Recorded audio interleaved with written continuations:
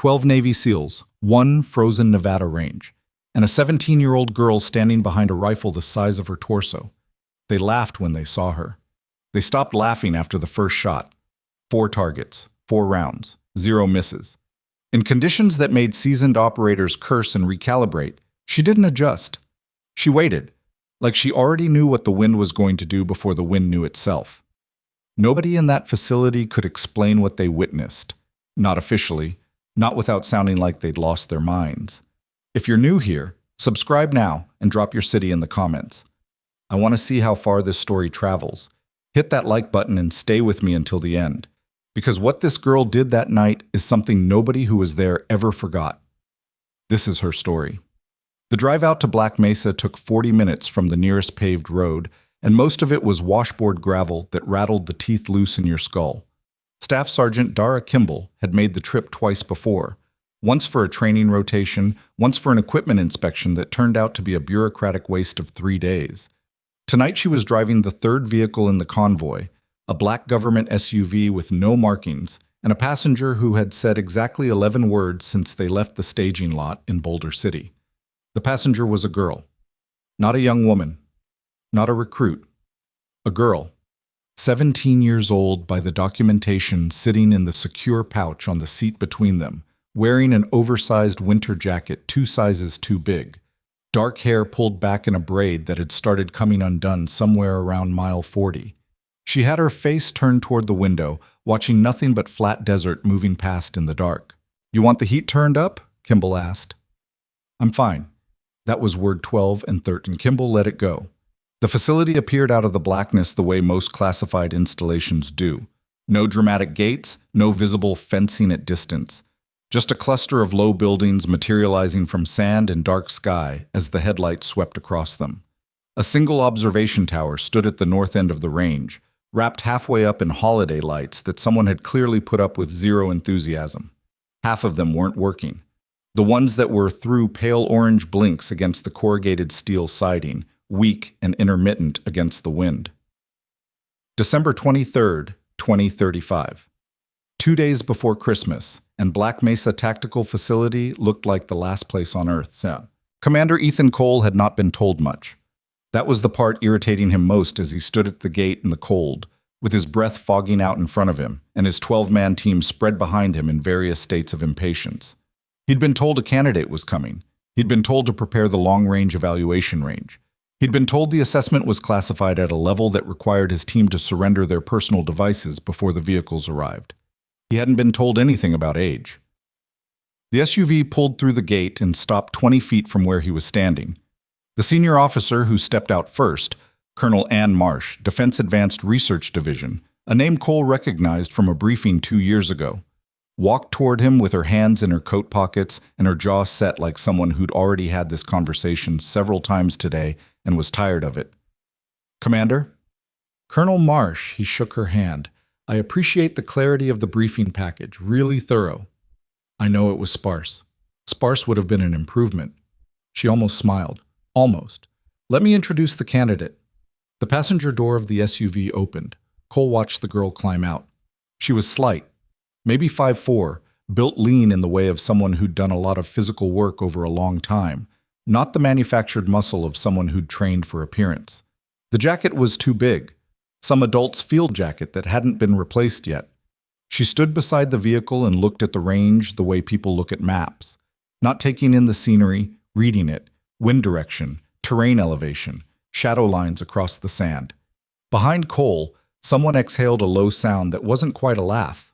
Not yet, but it was getting there. "Petty Officer Darnell," Cole said without turning around. "Something to contribute?" "No, sir." "Correct." He walked toward the girl. She met his eyes.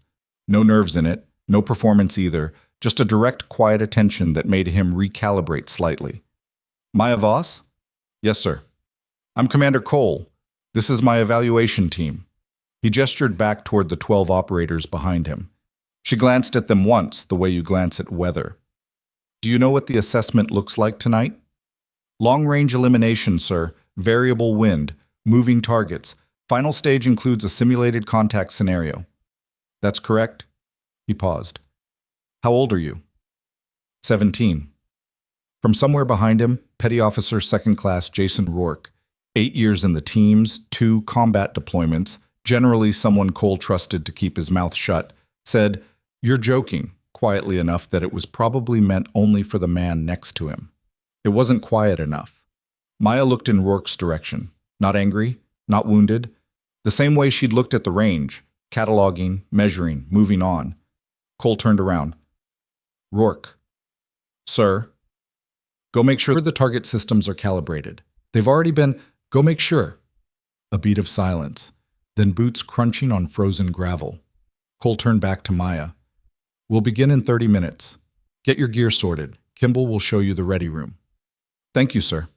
He watched her walk away with Colonel Marsh and then stood for a moment looking at nothing in particular while the wind moved through the space between the buildings and made a low sound against the observation tower's cables. Behind him, one of the operators, Masters, he thought, or maybe Holt, said low and flat, "That's what we cleared our schedules for?" Cole didn't answer. He was thinking about the part of her file he'd read in the vehicle on the way here. The part that wasn't redacted. Advanced Desert Marksmanship Candidate. Assessment priority, urgent. Evaluation team requires Tier 1 calibration standard. Tier 1. That designation didn't get used for experiments. He went to find coffee and tried not to think too hard about what that meant.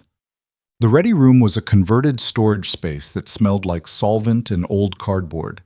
Someone had taped a construction paper Santa to the wall above the ammunition cabinet, lopsided and faded, probably left over from last year and never taken down. Maya sat on a bench and broke down the rifle she'd been issued for inspection. Not her rifle. That distinction mattered.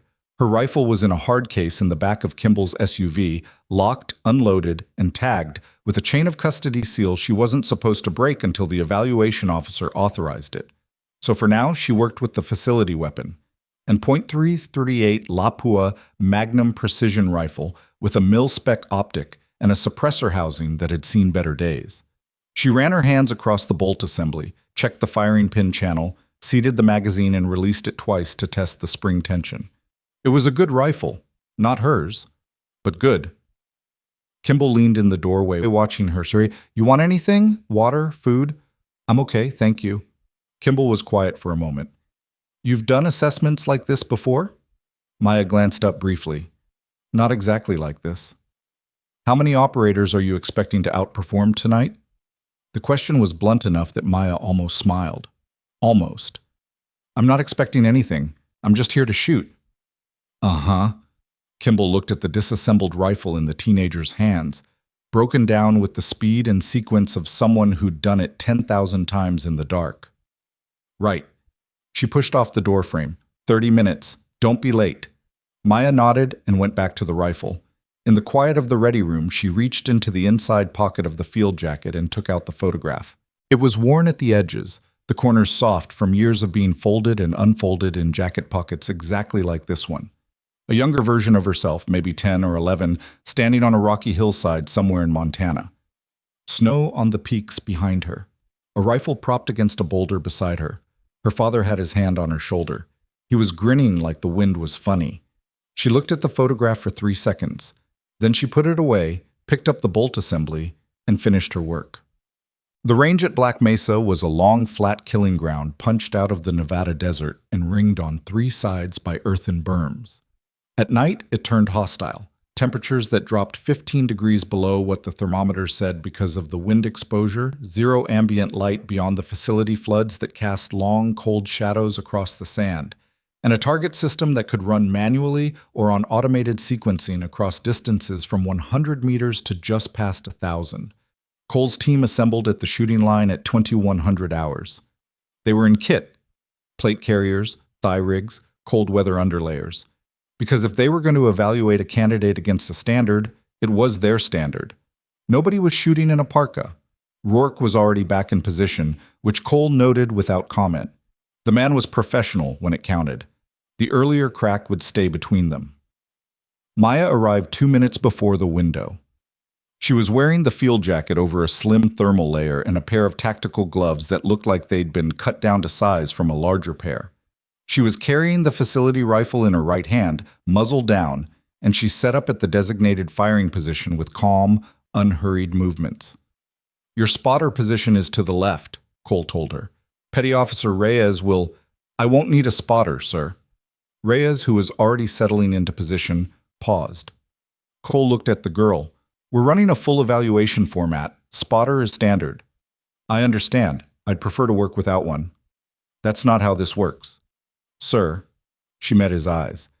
The wind pattern here has a predictable shift cycle. Left to right gusts averaging about 12 knots, with gaps roughly every 40 to 50 seconds when it drops to 3 or under. I'd rather make my corrections in real time than relay through a spotter and lose the window. Silence on the line. Cole was aware that 11 of his operators were listening to a 17-year-old girl tell him she'd already mapped the wind cycles on the 30-minute drive from the gate. He looked at Marsh, who was standing off to the side with a tablet and the flat expression of someone watching something they expected. He looked back at Maya. Reyes, stand by, he said. Miss Voss works without a spotter. Note it in the record. Reyes stood up from his position without a word. His face was unreadable, but Cole knew the man well enough. He was curious. They all were, suddenly. That was a shift. 10 minutes ago, they'd been performing patience. The team went first. That was the evaluation structure. The operators ran the course, established the benchmark, then the candidate ran the same format. Clean comparison. No ambiguity in the data. Cole's men were good.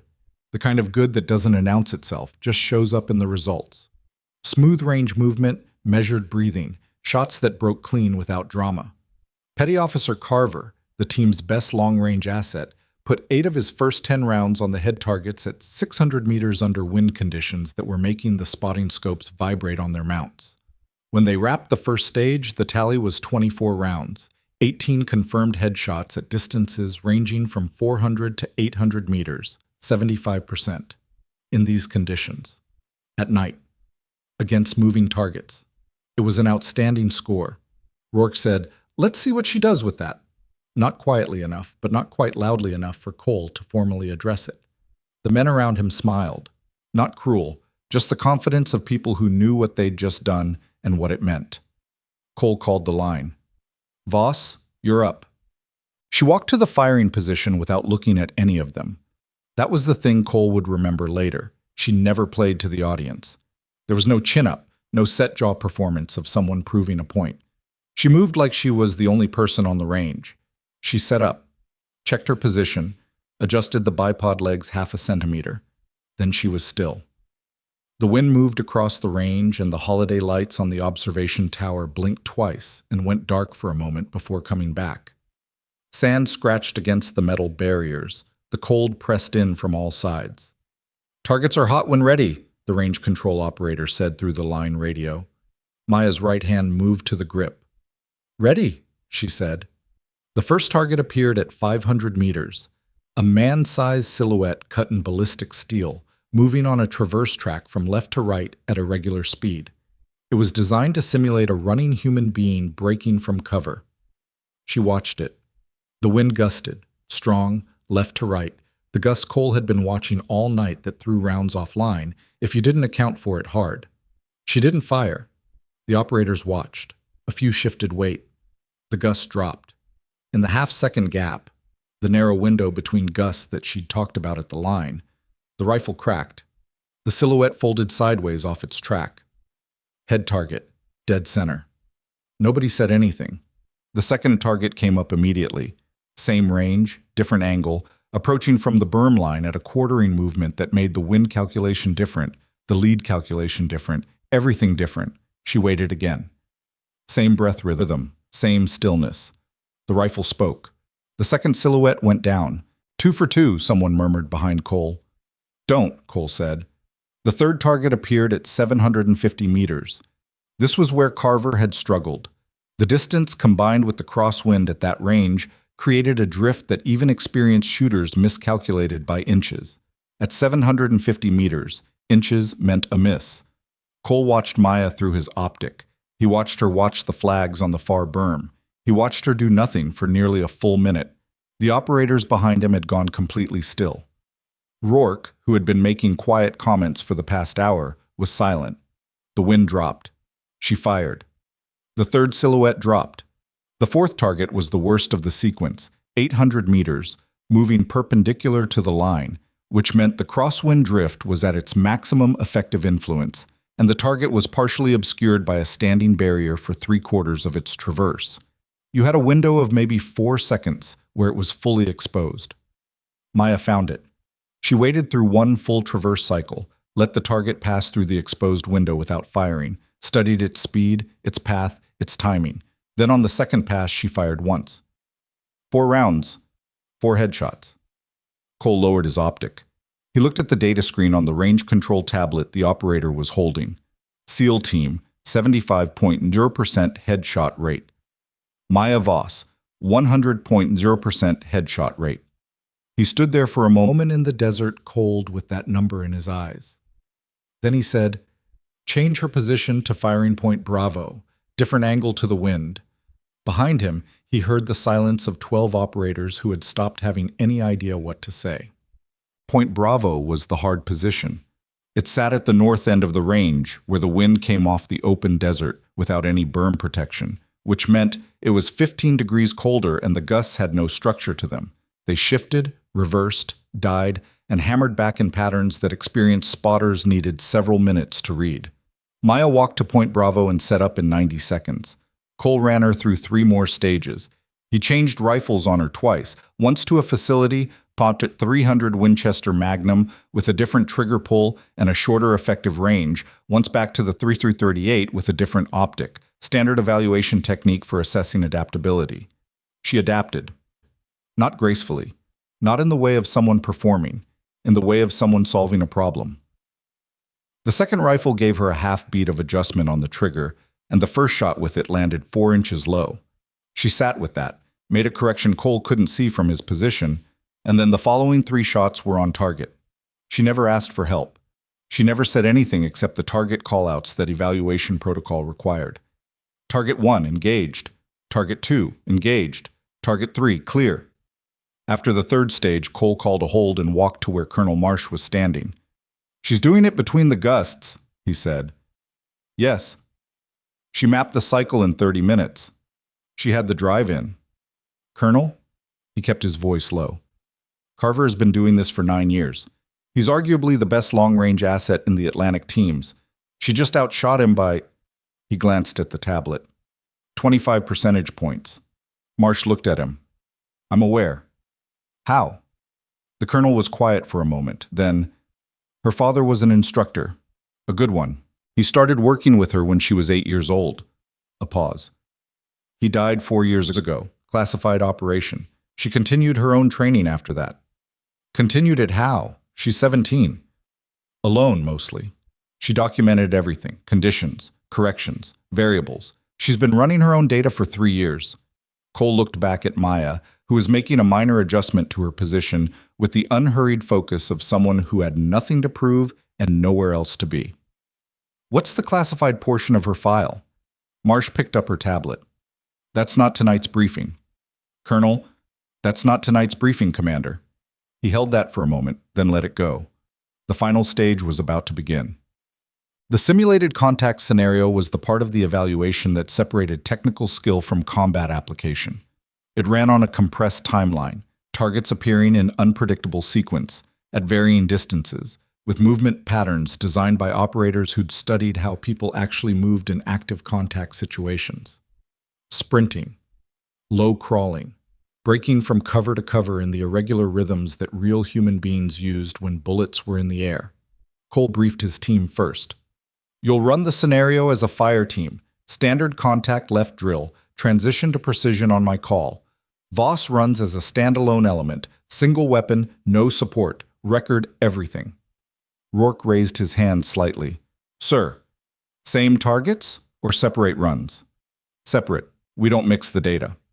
"Copy." The team ran it clean, 2 minutes, 40 seconds. They worked the scenario the way they'd trained to. Aggressive movement, coordinated fire, mutual support.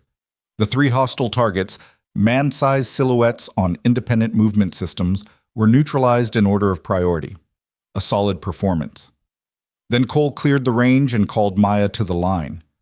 3 hostile elements, he told her. Movement is unpredictable. No fixed sequence. You ready? She looked downrange. Yes, sir. It's a single shooter scenario. You're alone out there. I understand. He started to say something else. The standard briefing about time pressure, about not waiting too long because the scenario had a fail condition built into the timer, and then stopped. She wasn't listening to him. Not in a disrespectful way. She was already there in the scenario, running her assessment of the range. Execute, he said. The first target broke from the far left. The enemy sniper position, Cole's team called it, because it appeared from behind the furthest berm and moved on a path that would, in a real scenario, represent an Overwatch element repositioning for a shot. Most solo shooters went for the closest threat first. Instinct. Maya went for the furthest one. She'd already identified it as the most dangerous. The rifle cracked once through the night. The target went down before it completed its repositioning arc. The second target came up immediately. Closer, fast-moving, running a broken line approach that changed direction twice in the first 6 seconds. The movement was designed to be disorienting.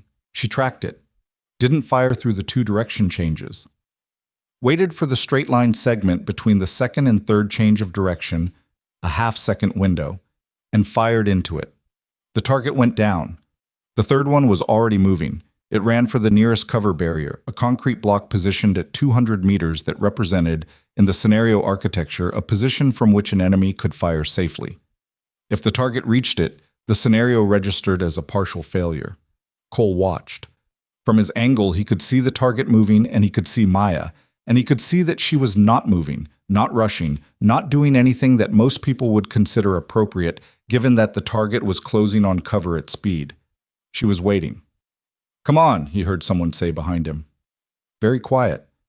The target was 40 meters from cover, 30. She fired. The target dropped at 22 meters. Cole stood completely still. Then he turned to face his team.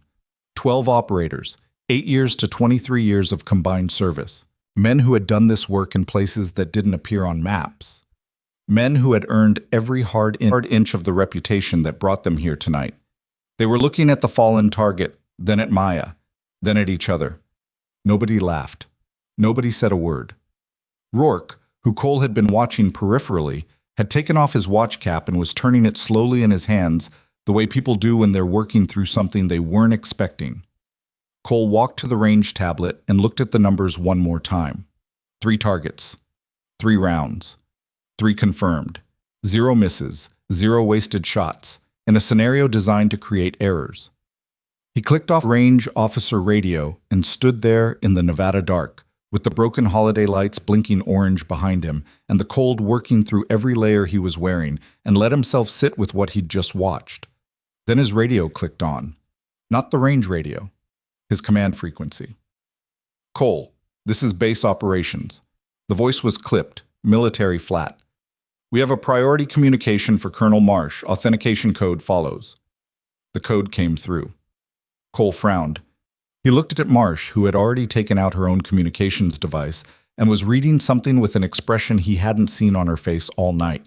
Something was wrong. Not range wrong. Not evaluation wrong. The kind of wrong that came from further up the chain than anyone in this facility was comfortable with. Marsh looked up and found him across the range. The expression on her face made his stomach drop an inch. "Commander." Her voice was controlled, precise. "Secure the facility. Nobody in or out." Lock it down. Now." He keyed his radio. And behind him, in the dark, he heard Maya Voss set her rifle down against the shooting bench with a quiet, careful click. The sound of someone who had already heard enough to know what kind of night this was becoming. The lockdown order went through the facility in under 90 seconds. Cole watched his team move the way trained men move, when the word comes down without explanation. No questions on the line, just bodies going to positions, gates closing, the perimeter lighting snapping on in sequence along the eastern berm until the whole range was washed in cold white. The holiday lights on the observation tower looked ridiculous against it, pale orange blinks against floodwork bright enough to read a map by. Maya had not moved from the shooting bench. She was sitting with the rifle across her knees, both hands visible, watching the controlled chaos of 12 operators sealing a facility with the same quiet attention she'd given the wind patterns an hour ago. Not afraid, not performing calm either, just watching. the way someone watches weather roll in when there's nothing to be done about it yet. Cole crossed to her in 8 strides. "Stay here. Don't move from this position without my direct order." "What's happening?" "I don't know yet." "That's not a good answer." "No," he said. "It's not." He left her at the bench and went to find Marsh. The colonel was inside the command tent with her back to the entrance and her communications device pressed hard against her ear. The tent's single overhead light threw a flat yellow cast over everything. The folding table covered in range documentation, the half-eaten plate of food someone had abandoned, the ancient space heater in the corner that smelled like burning dust and produced almost no heat. Cole stepped inside. Marsh held up one finger without turning around. He waited. She said 3 words into the device, confirmed the timeline, and then listened for a long moment before ending the call. When she turned, the expression she'd had on the range was gone, replaced by something harder and more careful. "Talk to me," Cole said. "We have a situation developing outside this facility." "How far outside?" 40 miles. Highway 375 corridor. She set the device on the table. Vehicle convoy, 3 units, was moving classified research material from the Nellis Secondary Annex to a transfer station near Tonopah. They were hit 40 minutes ago. Cole's jaw tightened. "Hit how?" "We don't have full details. The escort team reported contact and then the frequency went dead. Satellite coverage in that corridor has a gap, 22-minute window, standard rotation. We're still blind on current status." "What was in the convoy?" Marsh looked at him for a second too long. "Colonel? That's not part of your briefing. If you're locking down my facility over it, I'd argue it is." She picked up a printed page from the table, a single sheet, sparse text, heavy redaction. She held it out. He took it. Most of it was black bars.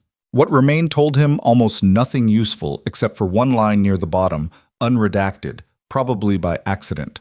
"Subject transport, secondary protocol, do not allow retrieval." He read it twice. Then he set it back down. "Does this connect to her?" He tilted his head toward the range. Marsh's silence lasted exactly long enough to be an answer. "Colonel, does the convoy situation connect to Maya Voss?"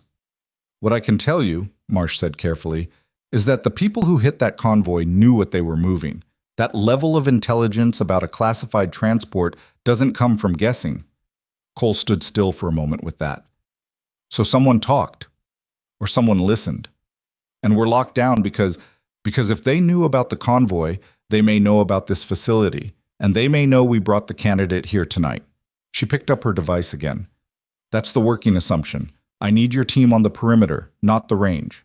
Cole nodded once. He turned to go. "Commander?" Her voice stopped him at the tent flap. "The girl doesn't get told about the convoy. Not tonight. Not until I have more information." He looked back. "She's going to figure it out." "Probably. She already mapped our wind cycles on a 30-minute drive. She's going to notice 12 operators going to perimeter stations and start connecting dots." "Let her connect dots," Marsh said. "Just don't hand her the picture." He reassigned the team in 4 minutes. Reyes and Carver to the north gate. Masters and Holt to the eastern berm. The remaining 8 distributed across the perimeter in overlapping coverage arcs. Not a perfect defensive setup for a facility this size, but 12 men were 12 men and the facility wasn't designed to be defended. It was designed to be obscure. Obscurity was looking less reliable by the minute. Cole went back to the range. Maya was still at the bench. She'd field-stripped the facility rifle again. Not because it needed it, Cole suspected, but because her hands needed to be doing something. The components were laid across a cloth on the bench in perfect sequence. He sat down beside her. She kept her eyes on the rifle parts. "Perimeter deployment. Full lights. You pulled everyone off the range, and you're running coverage arcs. You counted positions. You have gaps on the southwest corner. The berm shadows the flood coverage there for about 30 meters. Cole looked at her. "How do you know that?" "I was watching the light sequence when it came on." She picked up the bolt assembly. "What's happening?" "Classified situation. Not your concern tonight." She looked at him for the first time since he'd sat down. "Is it my concern ever?" "I don't know yet." She held his eyes for a moment, then went back to the rifle. Her movements were steady, hands that didn't shake even when the rest of her was clearly working through something. The lockdown order came through your command frequency, she said. Not the facility radio. That means it originated outside the facility. Someone above your pay grade called it in. Yes. And it happened 11 minutes after my evaluation ended. She seated the bolt and ran it once, smooth. That's not a coincidence. Cole didn't answer. She nodded at the non-answer like it confirmed something. You should fix the southwest corner. He stood up. Stay on this bench. You already said that. I'm saying it again. But the next 2 hours had the quality of bad waiting. The kind where you're doing things with your hands, but your mind is somewhere else entirely, running calculations that don't have enough variables to complete. Cole checked in with each perimeter position twice. Nothing on the fence line, nothing on the approach roads, nothing on the passive thermal sensors that Reyes had activated from the control room. The desert was dark and cold and empty, in every direction that the equipment could see, which didn't mean much. Good operators worked in the spaces equipment couldn't see. He knew that. His team knew it. The cold knowledge of it sat behind every check-in and every cleared sector report. Inside the command tent, Marsh was on communications that Cole wasn't cleared to hear. He'd catch pieces when he passed the tent entrance, technical jargon, authentication codes, one moment where her voice dropped and went flat, in the way voices go flat when someone is being told something they were afraid of confirming. At 23:40 hours, Petty Officer Rourke appeared at Cole's shoulder. Sir, got something on the southwest thermal. Cole was moving before Rourke finished the sentence. The control room was a prefab unit bolted to the side of the main range building, crammed with equipment that had been state-of-the-art 8 years ago and was now merely functional. Reyes was at the thermal monitor when Cole came through the door, pointing at a screen. There, 2 signatures. Appeared 6 minutes ago at the base of the southern approach berm. They haven't moved. Cole leaned in. 2 heat signatures, low and horizontal, people lying prone, pressed against the base of the earthen berm at the facility's southern perimeter, just outside the flood coverage, in the exact shadow gap that Maya had identified from the shooting bench. His stomach went cold in a different way than the Nevada air. She saw this, he said. Not a question. Sir? The gap. She told me about it an hour ago. Reyes looked at him. She was watching the light sequence? Apparently, Reyes turned back to the screen. They've been static for 6 minutes. Observation, not approach. Or they're waiting for something. Or someone. Cole keyed his radio. Masters, Holt. Southern berm, outside the wire, Sector 7. 2 contacts, prone position. Do not engage, observe and report. Acknowledge. Copy. Moving. He turned to Reyes. Get me a line to Marsh. The colonel took the information with the stillness of someone who had already been building toward it. 2 observers, she repeated. Static. Possible scout element. Cole kept his voice level. If they know about the facility and they know about the candidate, they're positioning for something. Extraction or interdiction. Interdiction, Marsh said. Not a question. The convoy hit was 40 miles out. If that was a diversion, it wasn't a diversion. She set her device down. The convoy was the primary objective. Maya is the secondary. She said it with the flatness of someone who'd had 20 minutes more to arrive at that conclusion than he had. They got what they came for from the convoy. This is cleanup. The word landed badly. Cleanup, Cole said. They don't want her completing this evaluation. They don't want the program she's associated with moving forward. Marsh's jaw was set hard. If she performs tonight, and she has, the assessment goes up the chain and the program gets funded. Certain people find that outcome unacceptable. What program? You don't need that tonight. Someone is in the wire, Colonel. You need to secure the candidate and hold this facility until I get an extraction window. Her voice was sharp now, the control cracking slightly at the edges. That's what you need. I'll handle the rest. Cole held the radio and looked at the thermal monitor where Masters and Holt were approaching the southern berm in thermal silhouette, moving low and careful through the dark. Then he went to get Maya. She wasn't on the bench. He stood at the shooting position and looked at the empty bench and the cloth with the rifle components still laid out in sequence, and felt a spike of something cold move through his chest. Voss? Not loud, controlled, nothing. Kimball. He keyed his radio. Where's the candidate? A 3-second pause. She was at the bench 2 minutes ago, sir. I had eyes on her from the north gate position. 2 minutes. In 2 minutes, she'd... Sir, Reyes on the radio now. I've got movement on the facility interior camera, east side of the main range building. Cole was already moving. He found her at the corner of the main building, crouched in the shadow between the structure and the equipment locker, looking south. Not panicked, not hiding, watching. She had the facility rifle assembled and across her knees. Cole came around the corner fast, and she turned toward him without flinching. Just a quick rotation, weapon held down, hands visible on the grip and the forend. I told you to stay on the bench, he said. There are 2 people on the southern berm. Her voice was very quiet. They've been there for a while. They're not your team. How do you know that? Your team uses radio check-ins every 8 minutes. The 2 at the berm haven't moved to initiate a check-in position since they arrived. They're facing in, not out. She looked back south. Someone watching your perimeter would be facing out. Cole crouched down beside her. For a moment, neither of them said anything. The desert sat out there in the dark, flat, cold, enormous, giving nothing away. This is about me, she said. It wasn't a question.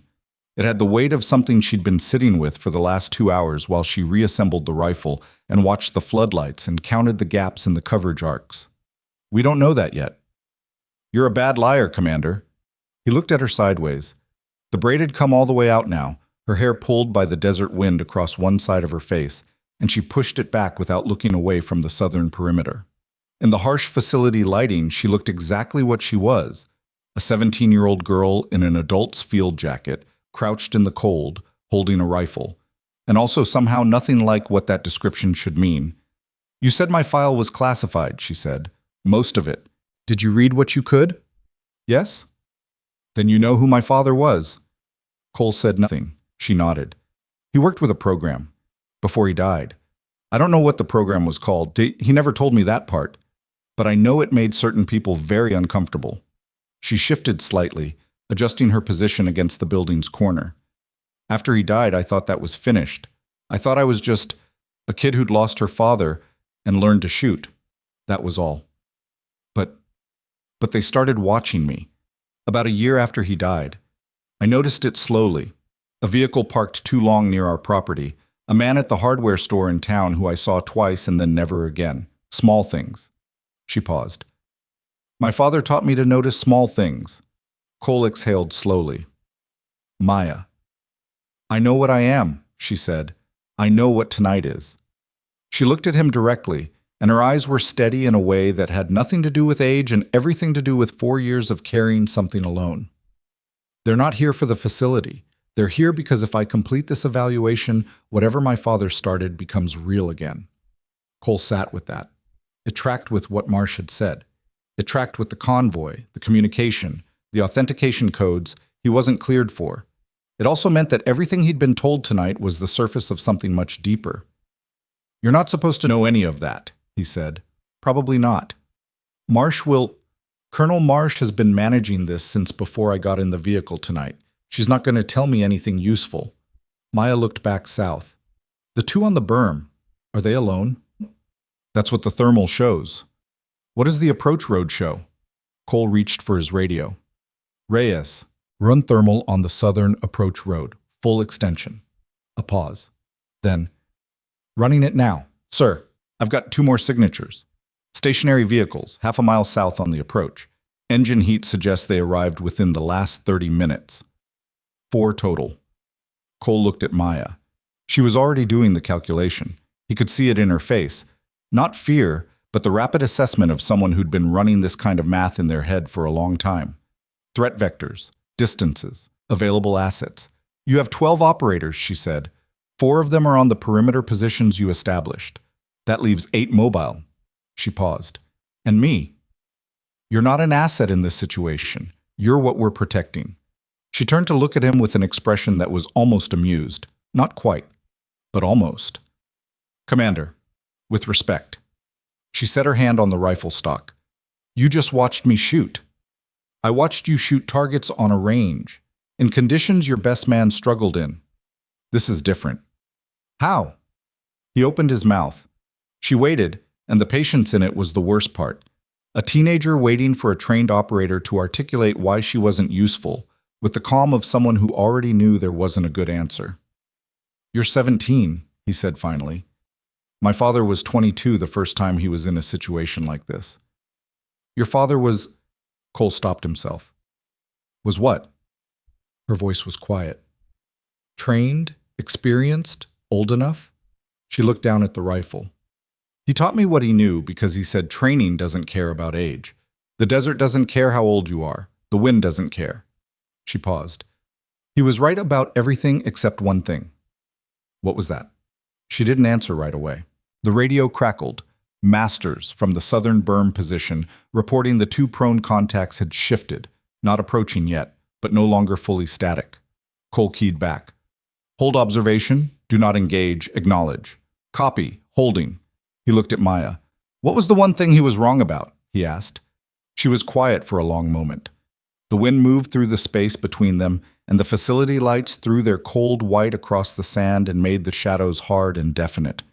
"He thought being ready was enough," she said. "He thought if you prepared for everything, you'd be okay." Her jaw was set, but her voice stayed level. "He prepared for everything, and he still didn't come home." The silence after that had weight. Cole didn't offer anything to fill it. Sometimes you didn't. Sometimes the most useful thing was to let a truth sit in the air and not try to sand the edges off it. After a moment, Maya said, "There's a second gap in your western coverage, between Holt's position and the corner of the range building. I noticed it when I moved from the bench." Cole looked west. She was right. He could see it. A 40-foot stretch where the perimeter lighting had a dead zone, the flood angles crossing wrong. "How long have you been running your own threat assessment of this facility?" he asked. "Since the lockdown order," she said. "That was 90 minutes ago." "Yes." He keyed his radio again. "Reyes, shift camera coverage to the western perimeter. Look for a dead zone between Holt's position and the range building northwest corner." "Already on it, sir. I've got it." A pause. "And, sir, the vehicle signatures on the southern approach. They're moving." Cole straightened. Maya was already on her feet. The contacts on the berm had shifted again. Small movement, subtle, the kind of repositioning that happened when people were getting a signal from somewhere. A coordinated movement. Someone had just given an order. Cole grabbed Maya's arm. Not rough, but definite. "Back inside, command tent, now." She moved with him. She didn't argue, but she brought the rifle. And as they crossed the open ground between the range building and the command tent, Cole noticed that she moved differently than she had when she'd arrived. No longer the girl in the oversized jacket walking across a parking lot.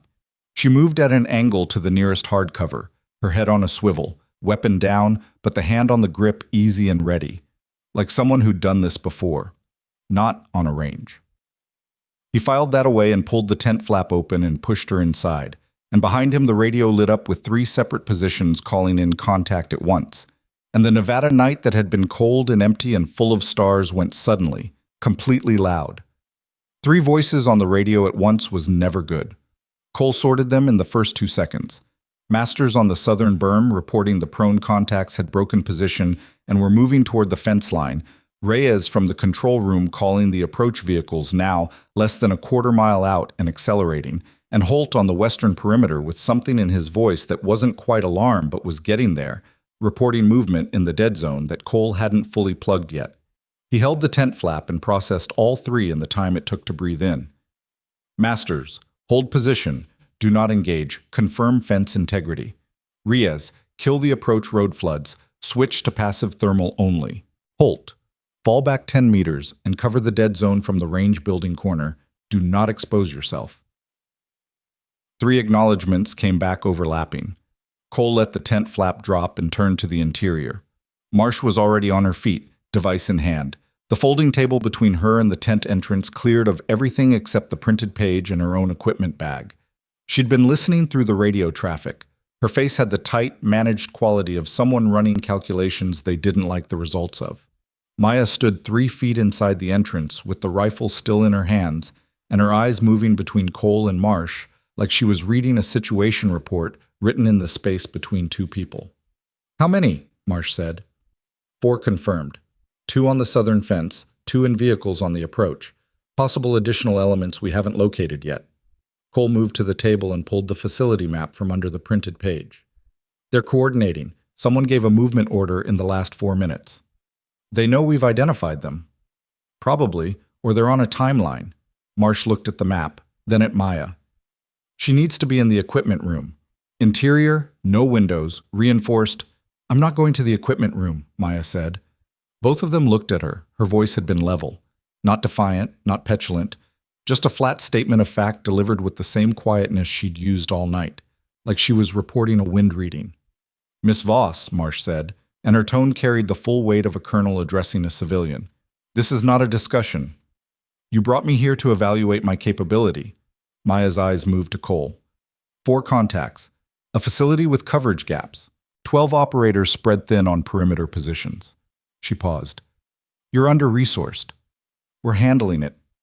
You have a gap on the western perimeter and 2 vehicles closing on the south. You're handling it with 8 mobile operators. She held the rifle in both hands. I can shoot. You can shoot targets on a range. Commander. Her voice didn't rise. You watched me work the contact scenario. 3 moving targets, unpredictable pattern, single weapon, no support. A beat. That wasn't targets on a range. The radio crackled. Reyes, tight and fast. Sir, the approach vehicles have stopped. 100 meters south of the gate. Engines running. No visible dismounts yet. Holding position, waiting for something. Cole looked at the map, then at Marsh. She's not wrong about the resources, he said quietly. Marsh's jaw went tight. She's a minor. She's a civilian. If she fires a weapon in an active, with respect, Colonel, she's neither of those things in any way that's going to matter in the next 10 minutes. Cole kept his voice low enough that it was just between them. You brought her here under a classified program designation. Whatever that program is, she's already in it. She's been in it. Marsh held his eyes for a long moment. The space heater rattled in the corner. Outside, the wind had picked up. Cole could hear it working against the tent structure, a low flutter that had been background noise all night, and now sounded different, aggressive. The southwest position, Marsh said finally. The original gap. Yes. Elevated. Full line of sight to the southern approach and the fence line. She stays fixed. She does not move from that position without your direct authorization. Understood. And Commander. Marsh's voice dropped another register. If this goes wrong, if a 17-year-old girl ends up in an active firefight because I authorized her positioning, I'll put it in my report that I made the call, Cole said. All of it. The colonel looked at him for one more second. Then she looked at Maya, who had been standing very still and very quiet through all of it, listening without the pretense of not listening. Can you hold a fixed overwatch position? Marsh asked her. Direct now. No more civilian management in the voice. Yes, ma'am. You will not engage without Commander Cole's authorization. You will not reposition without his authorization. You will report everything you observe on the radio. If the situation goes loud and you cannot reach Cole, you hold fire until you can. She waited. Do you understand those terms? Yes, ma'am. Say them back. Maya said them back, word for word, without hesitation. Marsh turned away, which was as close to approval as the situation allowed. Cole was already moving toward the tent exit. On me, he told Maya. Stay close and stay low. The southwest corner of the facility was the highest ground on the property, not dramatically elevated, just enough. A slight rise where the earthen berm curved back toward the main building created a natural firing position that looked directly down the southern approach road and covered the fence line gap where the 2 contacts had been working toward. Cole got her set up in 90 seconds. She went prone without being told, found her natural point of aim, made 2 small adjustments to the rifle's position, and went still. The facility's passive thermal was picking up the 2 approach vehicles and the 2 figures who had been working the fence. Cole relayed the positions to her as Reyes read them off, and she acknowledged each one with a quiet click of her radio. Thermal has the fence contacts at 40 meters from the wire, Cole told her. They're not breaching yet. They're waiting for the vehicles to move first, she said. Distraction from the south, breach from the southwest. Standard 2-element entry. He looked at her. She was looking downrange through the optic, completely still, her breath controlled and quiet. How do you know that's the pattern? He asked. Because if I were running this, that's how I'd do it. She paused. The vehicles are the noise. The fence contacts are the effort. Cole keyed his radio. All positions, listen up. Anticipated entry pattern. Vehicle approach as distraction element. Simultaneous breach attempt on the southwestern fence. Masters, halt. Your primary is the fence line. Everyone else, the vehicles are secondary until I say different. The acknowledgments came back clean. Cole checked his sidearm, checked the rifle on his own back, and settled in beside Maya's position. You should be commanding, she said without looking away from the optic. I am. You should be with your team. Someone has to be with you. A pause. I don't need a babysitter. No, he agreed. But you need radio relay, and I need eyes on the southern approach. We're useful to each other. He set his optic to the vehicles. So stop arguing. She didn't respond. The wind moved across them, flat and hard and smelling of cold sand and nothing else. 11 minutes of nothing. That was the worst kind. The waiting that had sound and movement at its edges without resolving into anything definite. The vehicles stayed static, engines running, 100 meters south of the gate. The fence contacts held their position. The western perimeter was quiet. The thermal showed nothing new. Rourke checked in twice with nothing to report. Carver, on the north gate, checked in once. Cole counted his assets and his gaps and did the arithmetic that didn't add up the way he wanted. Beside him, Maya had not moved. Not her head, not her hands, not her breathing pattern. She had been in the prone position for 11 minutes, and she was as still as she'd been in the first 30 seconds. Cole had been in the field long enough to know what genuine stillness cost. The physical discipline of it, the mental quiet required to hold a body motionless while the threat environment stayed unresolved. Most people fidgeted. Most people made small adjustments, shifted weight, moved their non-firing hand, something. She didn't. He found himself thinking about the photograph she carried. The hillside in Montana. The man with his hand on her shoulder, grinning at the wind. What do you teach a child that produces this? Not just the shooting. The shooting was almost the simpler part. You could train someone to shoot. You couldn't train the stillness.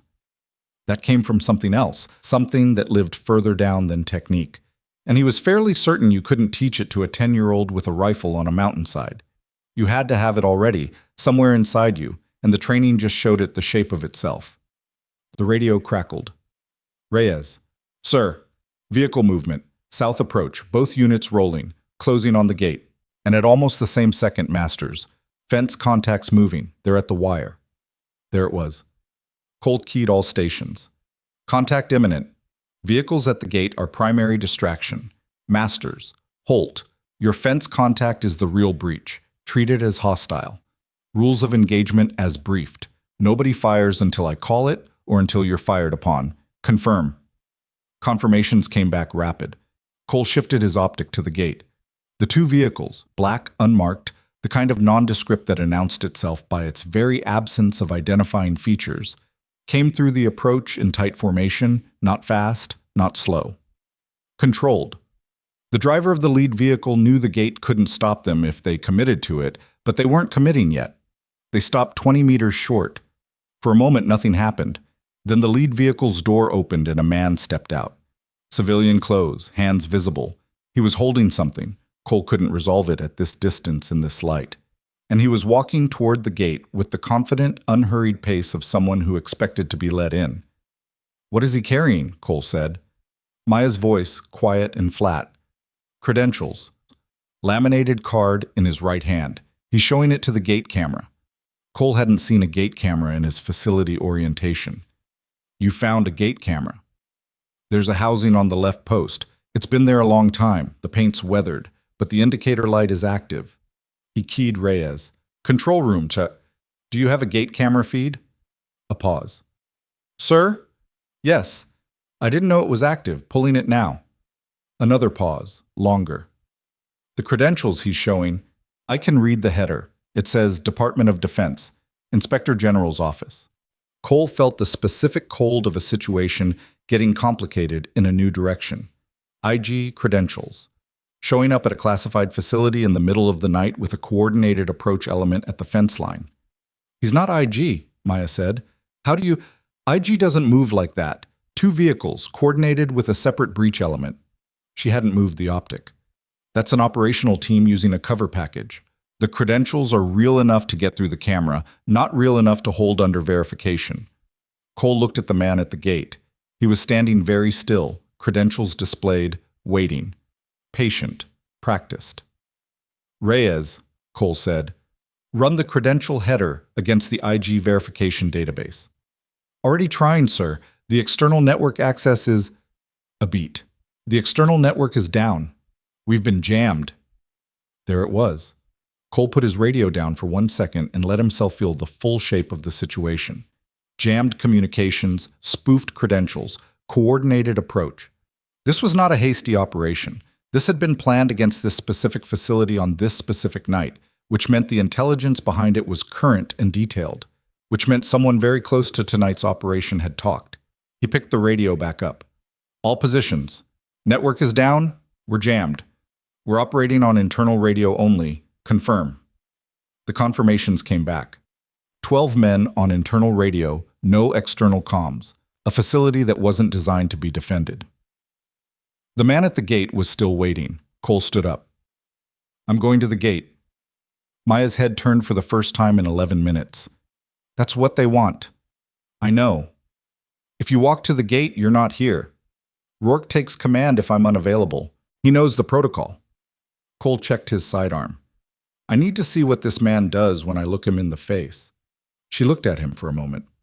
You're going to try to read him? Yes. And if you can't? Then I'll have bought us 30 more seconds to figure out the fence. Her jaw moved slightly. Not quite a response. She looked back through the optic. The fence contacts are cutting, she said. Bottom of the wire. They've been at it since the vehicle stopped.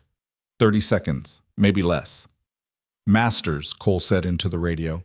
Fence contacts are cutting wire at your position. You have 30 seconds. Move to intercept and challenge. If they breach, you are authorized to engage. Moving now. Cole went to the gate. The man was 40, maybe 45, with a face that had been carefully arranged to look like a face and not much else. Medium height, medium build, the kind of physical anonymity that took effort to maintain. He watched Cole cross the open ground between the main building and the gate with an expression of mild, professional patience. Commander Cole. He had Cole's name, which wasn't surprising but wasn't comfortable. I'm Senior Investigator Hollis, Department of Defense Inspector General. I have an authorization order for immediate facility inspection. He held the credentials through the gate. Cole looked at them without touching them. The laminate was right. The photograph was right. The header seal was right. Senior Investigator Hollis, Cole said. It's past midnight on December 23rd. IG operations don't follow a business hours schedule. They also don't typically arrive with jammed external communications. The man's expression didn't change. I'm not aware of any communications issues. No?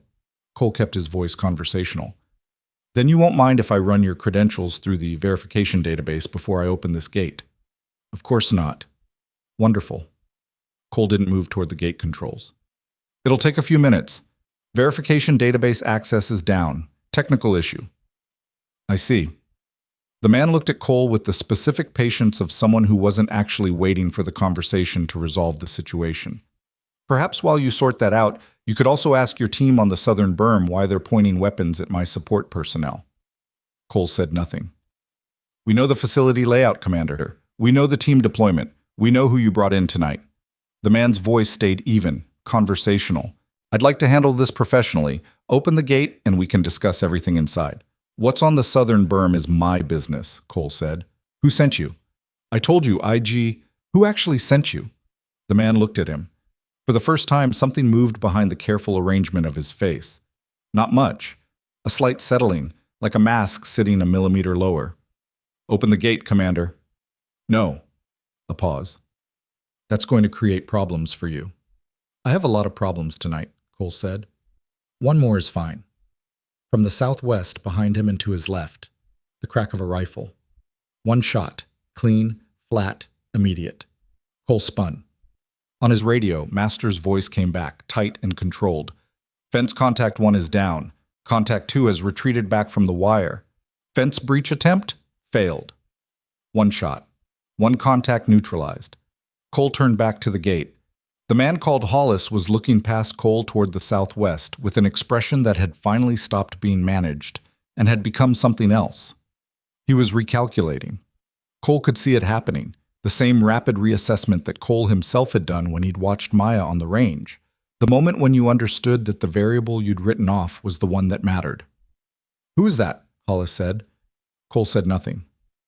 "Who is shooting from the southwest position?" "My facility," Cole said. "My positions." Hollis looked at him. Then he looked at the southwest corner. Then he took one step back from the gate, slowly, and his right hand moved, not toward a weapon, just to his ear, where Cole could now see the discreet comm piece that had been there all along. He was relaying. Cole keyed his radio immediately. "All positions. The gate contact is calling in. Expect adjusted approach. Hold positions and report any movement. Rourke, from the east berm." "Copy. We've got a third vehicle on the eastern approach. Just appeared. Running dark." "Third vehicle. Reserve element." Cole turned back to the gate, but Hollis was already moving, backing toward his vehicles with measured steps. Face still forward, the way trained people walked when they were withdrawing without breaking contact. "This isn't finished, Commander," he said. "I know," Cole said. The vehicles began backing down the approach road. Cole watched them go and did not feel relieved. Withdrawal wasn't retreat. Withdrawal was repositioning. He went back to the southwest corner at a run. Well, Maya was still prone. She was tracking the retreating vehicles through the optic with the focus of someone who understood that the end of one approach wasn't the end of anything. "Contact 2 at the fence?" Cole asked, dropping beside her. "Retreated 40 meters. He's behind the outer berm." She paused. "He hasn't left." "He's waiting for the third vehicle." "Yes." She shifted the optic slightly. "Eastern approach. I can't see it from here, but I heard your call." Cole got on the radio. "Rourke? Third vehicle. Give me everything. SUV. Running dark. No plates visible at this distance. Stopped at the tree line on the approach road. 3, maybe 4 dismounts. They're moving on foot, spreading wide, not using the road. Flanking. They were done with the frontal approach. They were going to the perimeter. Cole did the math fast and ugly. 4 dismounts spreading wide on the eastern approach, 1 contact still active at the southwest fence, the 2 vehicles on the south repositioning somewhere he couldn't currently see. 12 men on a perimeter that was already stretched. And 1 girl on a fixed overwatch position with a rifle and 4 years of solitary training and something in her that Cole was still trying to put a name to. "How many rounds do you have, ma'am?" he asked her. 14 in the magazine, 2 spare magazines in the jacket. "You'll need to conserve, controlled pairs only if it goes loud." "Single shots," she said. "Controlled pairs waste a round." He looked at her sideways. "1 hit is a stop," she said. 2 hits is a confirmation. If I'm making my first shot, I don't need the second." Cole did not argue with this. He keyed Marsh. "Colonel? Status on extraction window." Marsh's voice came back strained but controlled. 30 minutes. Minimum. "We may not have 30 minutes." "I know. Work with what you have." Cole released the radio and looked out across the dark perimeter and the cold Nevada desert, and the scattered positions of 12 men who were good at their jobs and significantly outnumbered by people who were also good at their jobs. Then he looked at Maya. She had the rifle settled perfectly, breathing even, right eye at the optic. In the cold white of the facility flood, she looked like a photograph of something. He couldn't name what exactly, just the image of a person who had been built by something hard and was now being used for the purpose they'd been built for, whether anyone had intended that or not. On the eastern berm, Rourke's radio crackled. "Contact, multiple. They're at the wire. Eastern fence, cutting." And then the eastern floodlights went out. All of them, simultaneously, in the space of a breath. The eastern perimeter went dark. "Rourke," Cole started. The first shot came from the dark. Not from his team. From the eastern fence. Rourke's voice came back immediately. Taking fire, eastern perimeter." And then 2 of Cole's operators were returning fire by sound and thermal, controlled bursts, professional, but firing into darkness at people they couldn't clearly see, while 4 dismounts with unknown positioning worked the wire. Cole was on his feet. Maya's voice cut through the radio noise, flat and fast. "I have the fence contact at the southwest. He's moving toward the gate. He's going to flank your eastern position from inside the wire if he makes it. Range 180, closing." Cole looked at the eastern perimeter where his men were in a firefight in the dark. Then at the southwest where the one remaining fence contact was about to make the situation geometrically worse. Authorized, he said. The rifle cracked once beside him, and in the southwest, something that had been moving stopped moving. Cole was already sprinting toward the eastern perimeter. Behind him, Maya's voice on the radio, steady as a metronome. Eastern fence. 2 contacts visible from my position. Left contact is 10 meters inside the wire. Right contact is at the cut point, still outside. A pause. Tracking. Left contact is moving toward Rourke's position. He doesn't have eyes on him. Rourke, Cole called.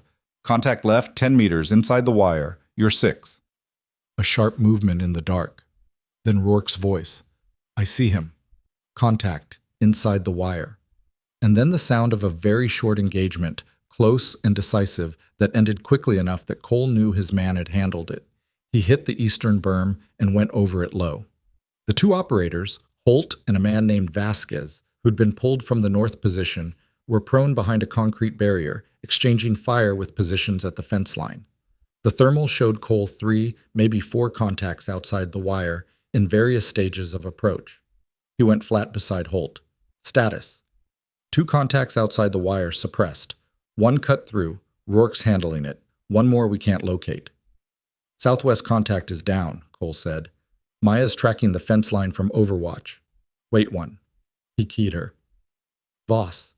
Eastern fence. Where's my 4th contact? Her response came back in 4 seconds. 15 meters east of the cut point. Prone. Behind the equipment trailer. I can see his heat signature from elevation, but your position can't. He's waiting for movement to fire on. Holt. Equipment trailer 15 east of the cut point. He's prone, behind it. Holt looked at Vasquez. I can't angle on him from here, Holt said. I know. Cole keyed Maya. Voss? The contact behind the equipment trailer, can you? A pause. 3 seconds. 4. The pause of someone doing geometry. Yes, she said, but I need 30 seconds. The angle from my position, I have to shift slightly, and I won't have eyes on the cut point during. Rourke has the cut point, Cole said. Rourke, hold the wire. Voss is shifting Overwatch for 30 seconds. Copy. I've got it. Voss, take your 30 seconds. Silence on the radio. Cole counted. At the eastern fence, the fire had gone quiet. The suppressed contacts outside the wire had stopped shooting, either holding or reassessing, the kind of tactical pause that happened when an approach was going worse than planned. The equipment trailer was 30 meters from Cole's position. In the dark, with the eastern floods killed, it was a darker rectangle against dark ground. He watched it. At 28 seconds, the rifle spoke from the southwest. The thermal signature behind the equipment trailer went horizontal and stopped. Holt exhaled, a short, hard breath. Nobody said anything for a moment. Then from the south, headlights swept across the desert as the 2 vehicles that had been repositioning since the gate encounter made their decision and committed to a run at the southern fence. Cole was already back on the radio. All positions, southern vehicle approach. This is not a diversion. Masters, Carver, southern fence is your primary. Voss? I see them, she said. The vehicles hit the fence at speed and the southern floodline lit them up perfect in white, and Maya was already shifted to the south Overwatch angle, and Cole heard the rifle twice in rapid succession. Not panicked, not rushed, measured and deliberate like everything she'd done all night. And both vehicles stopped. Not crashed, stopped, as if they'd hit a wall. From Masters. Both vehicles stopped. I've got one dismount down, visible through the windscreen. Other vehicle. Occupants not exiting. Cole stood up on the eastern berm in the cold Nevada dark and looked south where 2 black vehicles sat motionless at the breach point of the southern fence. His radio gave him 3 position checks in a row. Clean. Contacts down or retreated. The eastern fence was quiet. He stood there and breathed. Then he keyed Maya. Report. Her voice came back, steady, quiet. Southwest is clear. Southern fence is clear. I'm tracking the eastern approach. The 2 suppressed contacts have retreated past the tree line. Are you okay? A pause. Longer than the tactical pauses. Yes, she said. Stay on position. I'm coming to you. He went back over the eastern berm and crossed the open ground toward the southwest corner. The holiday lights on the observation tower were still going, pale orange blinks against the aftermath, faintly ridiculous, faintly stubborn, still lit, while everything around them had briefly gone to pieces. Maya was in the same prone position she'd been in for the last 30 minutes. She had the rifle pointed downrange. When he reached her, he could see that her hands were not entirely steady. A fine tremor in the fingers of her non-firing hand that she was working to control, pressing her palm flat against the rifle stock. Her jaw was set. Her eyes were on the southern fence. Cole sat down beside her in the dirt. He didn't say anything right away. Sometimes you didn't. After a moment, she said, "The contact at the southwest, I've never—" She stopped. Started again. "I've shot at simulations. Paper. Steel." Her voice was level, but the edges weren't quite smooth. "Not— I know. I'm okay." "You said that already." "I mean it." He looked at her profile. 17 years old, trembling hands she was actively controlling, still watching the fence because someone had to. "I know you mean it," he said. "You can mean it and still let your hands shake." She was quiet for a long moment. Then the tremor in her left hand slowed, stilled. Not because it was gone, but because she'd made a decision about it. She kept her eyes on the southern fence, and from the direction of the control room, Rhea's voice came back on the radio, calm, precise, sounding almost surprised. "Sir, external network is up, jammers are offline, and I've got an incoming authentication from Nellis." A beat. "Extraction assets are 22 minutes out."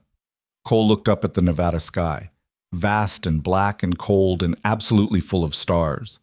Beside him, the girl with the shaking hands and the steady trigger finger kept her rifle on the fence line and did not look away. The extraction assets arrived in 21 minutes, not 22. 2 Blackhawks and a ground element, 4 vehicles, armed escort, the kind of response package that didn't get scrambled for routine facility incidents. Cole watched them come in from the north and felt something in his chest loosen by a fraction. The specific release of a man who has been holding a perimeter alone and just heard boots on the stairs. The ground element secured the southern fence line first. Professional, fast, no wasted movement. The 2 stopped vehicles at the breach point were processed in under 4 minutes. 1 confirmed casualty in the lead vehicle, 2 occupants in the second vehicle detained without resistance, both already on their knees in the dirt when the extraction team reached them. Cole stood at the southwest corner and watched it happen. Maya was still beside him. She hadn't moved from the overwatch position until he'd physically told her to stand down. And even then, she'd done it slowly. The way someone moves when their body is still running at a frequency the situation no longer requires, but hasn't told them yet. She was sitting on the earthen berm now, with the rifle across her knees, watching the extraction team work the southern fence. Her hands had stopped shaking. That had taken about 8 minutes after Reyes called the jammer down. Cole had been aware of it peripherally, the way you're aware of small things when the large things have temporarily resolved. He hadn't said anything about it. Neither had she. The extraction team's lead officer, a major Cole didn't recognize, name tape reading Garrett, a face that had seen a lot of cold nights, came to find Cole at the perimeter. "Commander Cole, Major Garrett, Joint Special Operations." They shook hands briefly. "Your facility is secure. We've got 2 detained, 1 casualty, remaining contacts withdrawn approximately 2 miles east. We have a UAV tracking them." "How many total?" Cole asked. "Best count so far is 9. Your team and your—" Garrett glanced at Maya, then back to Cole, recalibrating slightly. "Your overwatch position accounted for 4 of them tonight. Status on the convoy? Highway 375. Convoy situation is separate. That's above my briefing level." Garrett's jaw was even about it, which meant it was actually above his level and not a dodge. "Colonel Marsh can take you through what she knows. She's asking for the debrief to start now, inside the command tent." Cole looked at Maya. She was looking at the detention activity at the southern fence, the 2 men on their knees, the extraction team working around them, with an expression that was hard to read. Not satisfaction, not distress, something quieter than either. The look of someone checking a calculation against the result and finding they match, but not feeling good about the fact. "Voss?" Cole said. She looked up. "Debrief. Command tent." "Am I included in that?" "You're required for it." She stood up, picked up the rifle, and followed him. Whoa. The command tent was crowded in a way it hadn't been before. Marsh at the table, Garrett just behind her, two of his people standing at the perimeter of the space with the attentive stillness of people whose job was to be in the room without being in the conversation. Cole's senior operators had been called in from their positions as the extraction team absorbed the perimeter. Rourke was there, and Carver, and Reyes still carrying the tablet from the control room. Maya was the last through the tent flap. The space heater was still rattling. The overhead light was still flat and yellow. Someone had moved the folding table to the center of the space, and there were now chairs around it. The cheap folding kind, the same chairs that had been stacked against the east wall all night. Marsh looked at Maya when she came in, then at the rifle in her hands. "Set it down," Marsh said. Not unkind, not warm either, precise. Maya leaned the rifle against the tent pole nearest the entrance, muzzle up, and sat in the chair that was left for her, which happened to be directly across the table from Marsh, which Cole suspected was not an accident. Marsh opened a folder. "I'm going to tell you what I can tell you, and then I'm going to ask questions, and then the people in this room who need to sign documentation are going to sign it. Understood?" General agreement around the table.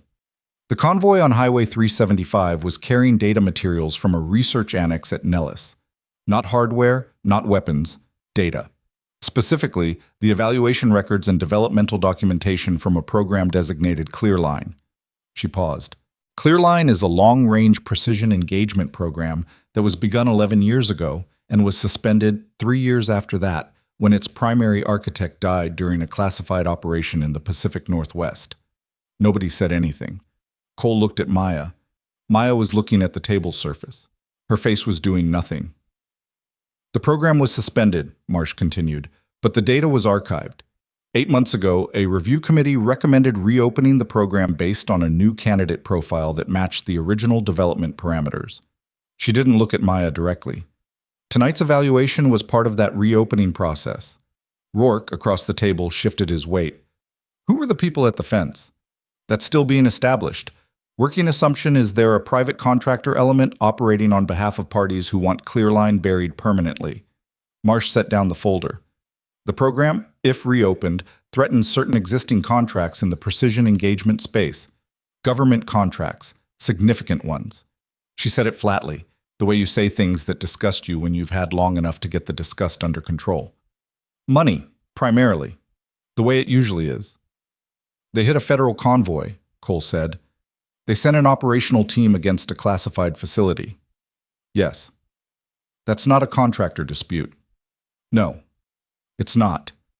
Marsh looked at him steadily. "Which is why the two people we're detaining at the southern fence are going to be very useful in the next 72 hours.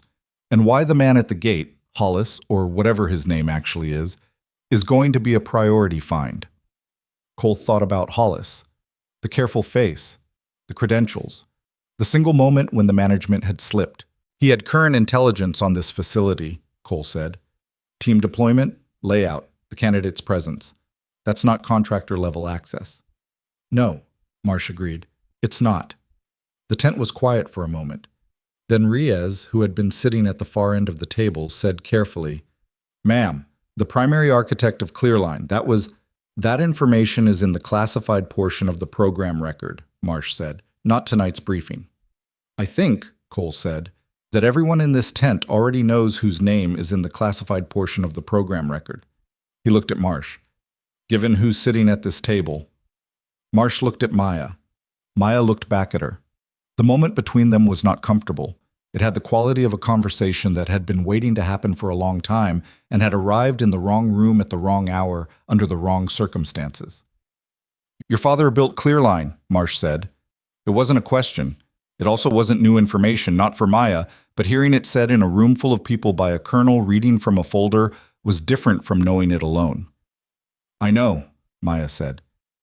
"He documented everything. Development methodology, candidate selection criteria, training protocols. The data in that convoy was his work." Marsh paused. "We recovered most of it. The team was hit, but the material survived. The convoy escort lost 2 people. Something moved across Maya's face. Too fast to name. "He spent 6 years on it," Marsh said, "before he died. He believed—" She stopped. "The program is sound. The approach is sound. Your performance tonight confirms it." Another pause. "More than confirms it." Maya said nothing for a moment. Then, he never told me it had a name. He wouldn't have. He never told me what it was for. Not specifically. She looked down at the table, then back up. He told me he was teaching me to be safe, that the world had specific kinds of danger and specific kinds of preparation helped against them. She paused. I thought he meant just that. Survival, self-reliance. That was part of it, Marsh said, but I was also the proof of concept. The words came out level, not accusatory, something more complicated than accusation. The tone of someone who has worked their way through a feeling far enough to be able to describe it without it breaking through. Marsh held her gaze. You were his daughter first. The program was built around what you could do, not the other way around. With respect, Colonel, you can't know that. No, Marsh said after a moment. I can't know that. The honesty of it seemed to cost something. The room was very quiet. Cole watched Maya absorb it. Watched her sit with the information in real time, the way people do when a thing they've suspected becomes a thing that's confirmed. There was no collapse, no visible fracture, just a very slight adjustment in how she was holding herself, like something had shifted weight inside her that she was redistributing. Rourke cleared his throat. Ma'am, the debrief, the operational piece. You need accounts from everyone on the perimeter tonight? Marsh pulled herself back. Yes. Commander Cole first, then position by position. I need everything documented. Timeline, contact descriptions, engagement details. She looked at Cole. Your team performed well tonight. They did, Cole said. The facility held. It held because we had an overwatch position we weren't originally supposed to have. He said it plainly, not making a production of it. I want that in the record. Marsh looked at him. She identified the coverage gap before the contact used it, Cole said. She tracked the fence element from a fixed position while the eastern perimeter was taking fire. She called positions my team couldn't see. He paused. The southwest contact was moving to flank the eastern position. She took a shot at 180 meters in poor visibility, single round. He let that sit. I want it in the record. It will be in the record, Marsh said. All of it. All of it, Commander. Rourke was looking at Maya from across the table. Cole could see the thing working in Rourke's face. The specific discomfort of a man who'd said something dismissive early in the evening and was now sitting with what came after it. It wasn't guilt exactly, more like recalibration, the face of someone adjusting a long-held assumption with visible effort. Maya was not looking at Rourke. She was looking at her hands, flat on the table. Her right hand, the shooting hand, was still. Her left hand had the barest trace of that tremor, visible only if you were looking for it. Cole was looking for it. The debrief took an hour and 40 minutes. Cole went first, then Rourke, then Masters and Holt in sequence, then Reyes for the control room timeline. Garrett's people took notes on secure devices and asked occasional questions that were precise and non-reactive and revealed almost nothing about what they thought of any of it. When it was Maya's turn, the tent had been going for long enough that the worst of the tension had drained out of the air, and what was left was the flat, exhausted atmosphere of people who had processed an event and were now packaging it for institutional consumption. Marsh handled her debrief personally. Walk me through your timeline from the lockdown order forward, Marsh said. Your position, your observations, your decisions. Maya walked her through it. She was specific where specificity mattered and brief where it didn't. She described the coverage gap analysis without editorializing about why she'd done it. She described the positioning conversation with Cole and Marsh without revisiting the argument. When she got to the engagement moments, the fence contact, the equipment trailer, the southern vehicles, she used the language of after-action reporting, precise and effectless, the same way Cole's operators had used it. Garrett's note-taker was writing quickly. The shot on the southwest contact, Marsh said. Walk me through that decision. Commander Cole authorized the engagement, Maya said. I know he authorized it. Walk me through your decision-making. A pause. The contact was at approximately 180 meters, moving at a controlled pace toward the gate. From my overwatch angle, I had a clear sight line. The eastern perimeter was actively engaged. She stopped. If the southwest contact reached the gate, he would have been inside the wire before anyone could reorient. He would have had Rourke's position from behind. And you were certain of the shot? Maya looked at her. I don't take shots I'm not certain of. Marsh made a note. The southern vehicles, she said. 2 shots, 2 vehicles stopped. 1 confirmed casualty in the lead vehicle, 1 occupant incapacitated in the second. Walk me through the sequence. The vehicles committed to the fence at speed. They were going to breach. The southern flood line gave me clear visibility. She paused. I took the lead vehicle first because the driver is the irreplaceable element. If you stop the driver, the vehicle stops regardless of what everyone else wants to do. Second vehicle was stationary within 1 second of the first stopping, so the shot was static. 2 rounds total. Yes. Marsh set down her pen. For a moment, she didn't say anything.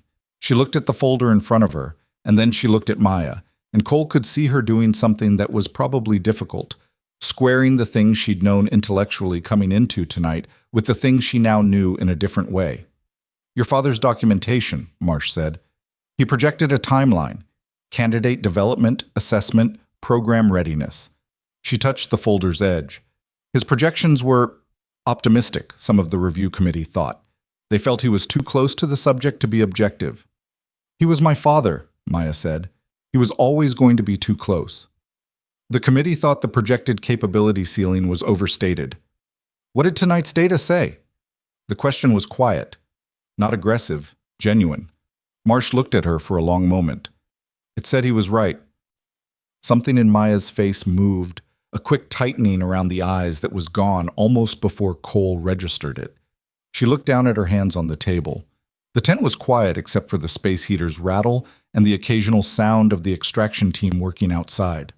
Then Rourke, at the far end of the table, said something that Cole would remember later as the most useful thing the man said all night. He would have been proud, Rourke said, simply, without making a speech of it. Maya looked up. Rourke had the decency to not look away. What you did out there tonight, your old man would have been proud. Maya held that for a moment. He would have said I used too many rounds, she said. A short, unexpected sound went around the table, not quite laughter, the cousin of it, the sound a room makes when the pressure drops suddenly and everyone's lungs work right again. Even Marsh, slightly, at the corner of her mouth. At 02:05 hours, Marsh cleared the room down to Cole and Maya. Garrett's people stepped outside. The operators filtered out in 1s and 2s back to perimeter positions or the mess tent or wherever people go when the event is over and the body is still running too hot to sleep. The 3 of them sat at the table with the folder and the space heater and the lopsided construction paper Santa on the ammunition cabinet wall. Marsh poured coffee from a thermos that someone had left. It was terrible coffee, thick and lukewarm, but she poured 3 cups and put them on the table and nobody refused. What happens next, Marsh said, is a decision that will be made above my level, with data from tonight feeding into it. The program, Cole said. Yes. It gets reopened. That's the recommendation I'll be making. Cole looked at his coffee.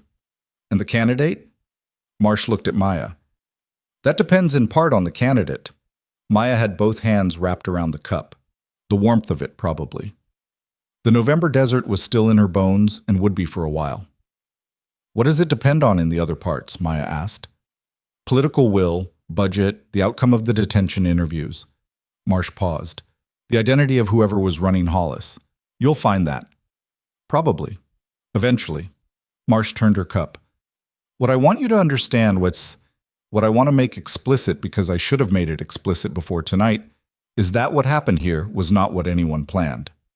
You planned an evaluation, Maya said. I planned an evaluation.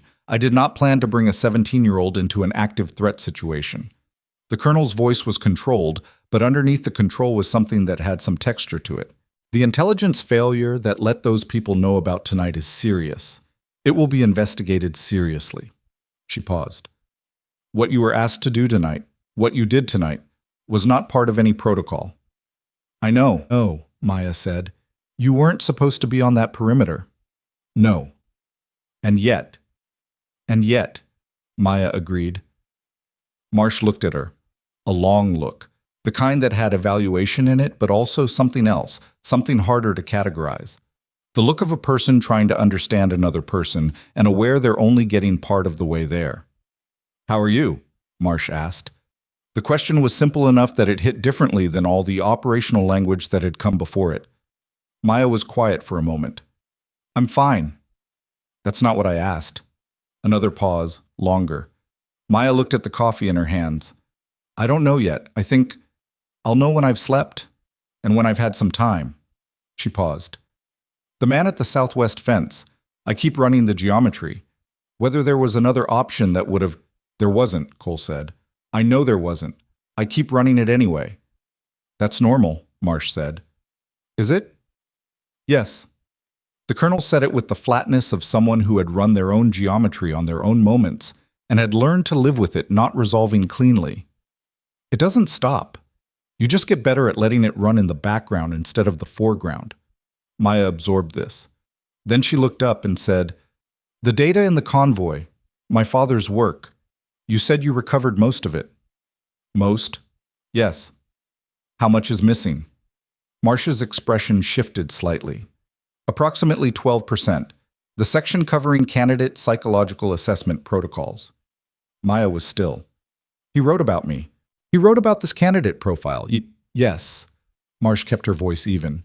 In clinical language, development observations, assessment criteria. He wrote about me, Maya said again. Not upset. Just accurate. Marsh didn't contradict it. Do you have copies? Maya asked. The archive has copies. The convoy was carrying the physical. I'd like to read it. Whatever he wrote. She said it plainly. Whatever he documented. I'd like to read it. Marsh was quiet for a moment. That's a reasonable request, she said finally. I'll see what's accessible. It wasn't a yes. It wasn't a no. Maya seemed to understand that it was the best she was going to get in a tent at 0215 hours and let it sit. Cole reached into his jacket pocket. He'd been aware of the thing in there since earlier in the evening. He'd put it there before the team deployed to the perimeter, taken it from the mess tent where someone had left a small cluster of handmade items, the kind that appeared on bases around Christmas made by whoever had the time and the inclination. A small thing wrapped in paper, tied with a piece of paracord because nobody had brought ribbon. He set it on the table in front of Maya. She looked at it, then at him. What is this? There was a collection in the mess tent. Holiday tradition. Someone starts it, everyone contributes something. Nobody planned it, it just happens. He paused. Rourke made it. He's not going to tell you that. Maya picked it up. It was light, barely anything. She turned it over. Open it, Cole said. She pulled the paracord and unwrapped the paper. Inside was a small compass. Not a sophisticated piece of equipment, an old-fashioned, inexpensive, functional compass in a brass case. The kind that had been in someone's kit for years and had accumulated the small scratches of that. She held it in her palm. Rourke carries one, Cole said. Has since his first deployment. He said it was the first thing his instructor gave him. He paused. He said every operator needs to know where north is. Maya looked at the compass for a long time. When she looked up, her eyes were wet. Not crying. She wouldn't, probably. Not here. Not in this tent. But wet. Tell him thank you, she said. Tell him yourself. He's in the mess tent. She closed her hand around the compass and held it there. The space heater rattled. The construction paper Santa listed gently on its piece of tape. Outside, the Nevada desert was cold and dark and immense in all directions, and the extraction team was working the southern perimeter. And somewhere on a highway 60 miles away, a convoy that had carried her father's life's work was being processed by people she'd never meet. Cole picked up his terrible coffee. You should eat something, he said. Mess tent has food. It's not good, but it's hot. Maya stood up. She put the compass in the inside pocket of the field jacket next to the photograph. Commander. Her voice was quiet. Thank you. For the record. For what you said to Colonel Marsh. It needed to be in the record. Still. He looked at her. You did the work. I just described it. She held his eyes for a moment, the same direct, quiet attention she'd had from the beginning, from the moment she'd stepped out of the vehicle and looked at the range like she was reading a map. Then she nodded once, picked up the rifle from against the tent pole, and carried it to the door. She stopped at the flap. The coverage gap on the southwest corner, she said. If you're going to maintain this facility, the flood angle needs to be shifted 4 degrees. The mounting bracket on the eastern tower can be adjusted without new hardware. Cole looked at her. Just for the record, she said, and she went out into the desert dark. Cole sat at the table with his lukewarm coffee and the empty tent and the sound of the space heater, and looked at the door she'd walked through and thought about a man on a Montana hillside teaching a 10-year-old to read the wind. Marsh picked up the folder. "She's going to be a problem," the colonel said. Cole thought about it. "For who?" Marsh almost smiled. "For everyone who's trying to keep this program buried." She stood up. "Get some sleep, Commander. We have a lot of paperwork in the morning." She went to the door. "Colonel?" Cole said. She stopped. "The 12% that's missing. The psychological assessment section." He paused. "If it turns up, let her read it, whatever it says." Marsh looked at him for a moment. "She deserves to know who her father thought she was," Cole said. "Not just what he built." The colonel held that. Then she nodded once, the same kind of nod Maya had given him, short and definite, and went out into the dark. Cole sat alone in the tent for a while after that. He didn't sleep. He just sat there in the bad light with his bad coffee and thought about the night, the shape of it, the way certain nights have a quality of being distinct from others. Not better or worse, just etched differently, the details holding in a way that ordinary nights don't. Outside, someone had turned on the mess tent lights, and through the gap in the command tent flap, he could see the pale rectangle of them in the dark, warm and ordinary and yellow. After a while, he heard voices from that direction. Low, one of them, a woman's. And then, unexpectedly, a short sound that might have been a laugh. He picked up his coffee, stood up, and went to find it. The mess tent smelled like burned coffee and instant soup and the particular staleness of a space that had been heated too long without fresh air. Maya was sitting at the far end of the folding table with a cup of something in both hands and Rourke across from her, and whatever they'd been talking about had produced the short sound Cole had heard from outside. Not a laugh exactly, more the exhale version of one, the kind that escapes when something is said that's true and a little painful and also, somehow, absurd. Cole came through the tent flap and both of them looked up. Rourke stood instinctively, then stopped himself, then sat back down with the slightly embarrassed movement of a man who'd been caught doing something human. "Commander," he said. "Rourke." Cole poured himself coffee from the industrial urn on the side table. It was fresher than the thermos in the command tent, which was not saying much. He pulled out the nearest chair and sat down. "What's funny?" Rourke looked at Maya. Maya looked at her cup.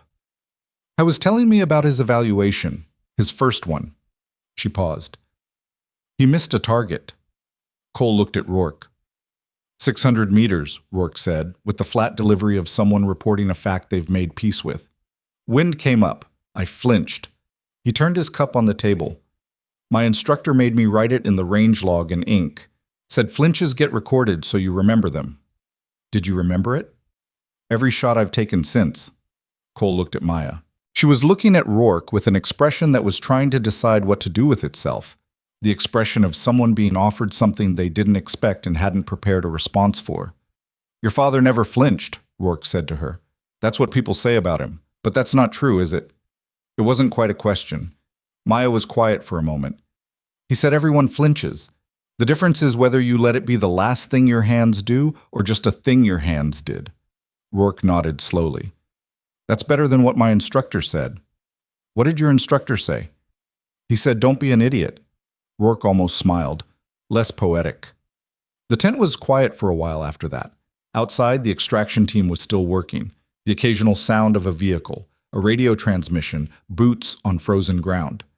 The Nevada dark was beginning its slow transition toward the gray that came before morning. Still hours out, but already changing the quality of the black. Cole drank his coffee.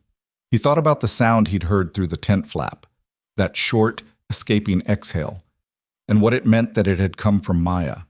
What it meant that Rourke, of all of them, had been the one sitting across from her when it happened. Some things worked in ways that didn't make obvious sense from the outside. Carver came in around 0300, followed by Masters and 2 men from the extraction team who wanted food and didn't say much else.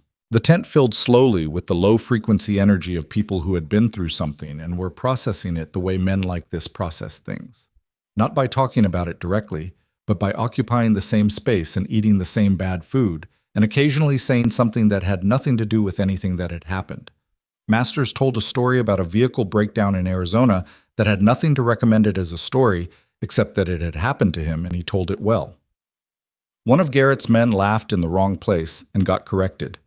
Someone found a deck of cards. Maya sat through all of it with her cup and her jacket and her braid that had been undone by the desert wind for hours now, and Cole watched her, without being obvious about it, start to exist in the space differently.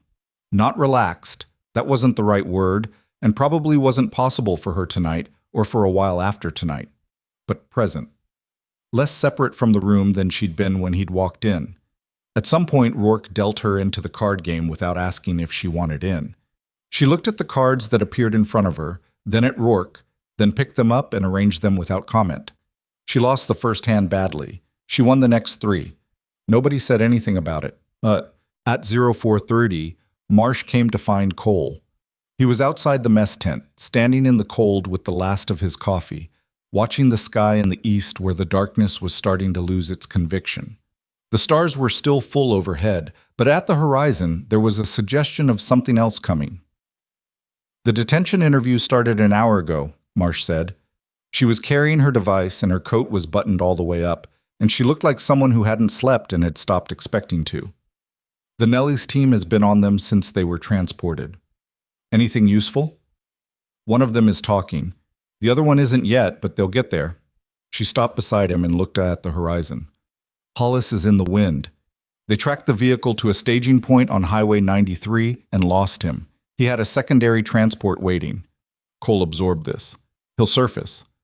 He'll surface when someone sends him somewhere else and gives him a new face to wear. Marsh's jaw was tight. That's the frustrating part. The men who do the work are catchable. The men who assign the work are... She stopped. We'll get there.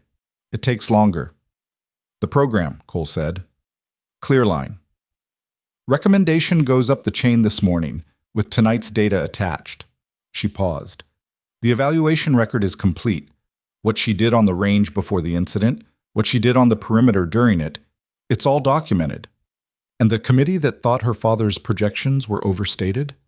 Marsh was quiet for a moment. They'll have the data. They can decide what to do with their previous opinion. Cole looked at the horizon. What does she get? What do you mean? The program gets recommitted. Her father gets vindicated. The people who tried to stop it tonight get processed through whatever comes next. He turned his cup in his hands. What does she get? Marsh looked at him sideways. She's 17, Cole said. She spent 4 years alone preparing for something she didn't fully understand. She was brought here under a classification that she had to piece together herself. She was put in an active threat situation that she handled better than half my team would have. He paused. And tomorrow someone's going to put her back in a vehicle and drive her to wherever she came from, and a committee is going to make decisions about her future in a room she's not in.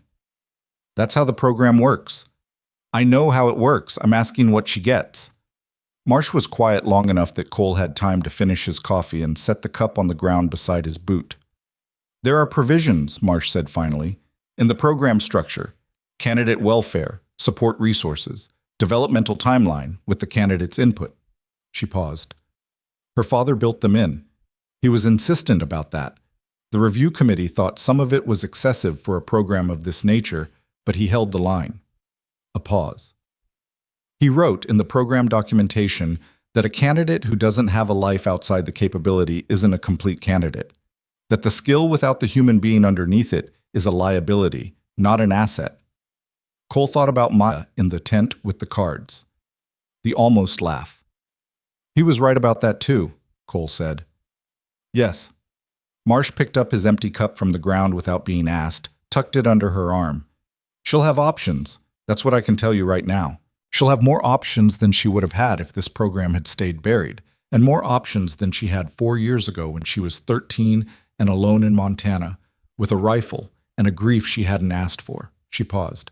That's not everything, but it's not nothing. Cole nodded. Get some sleep before the morning briefing, Marsh said. When's the morning briefing? 7. She started toward the command tent, then stopped. Commander, what you said earlier about putting it in your report that you made the call, authorizing her on the perimeter. I meant it. I know you meant it. She looked at him over her shoulder. I'm going to document it differently. The record will show that Colonel Marsh authorized the candidate's Overwatch deployment as an emergency measure under field conditions. She paused.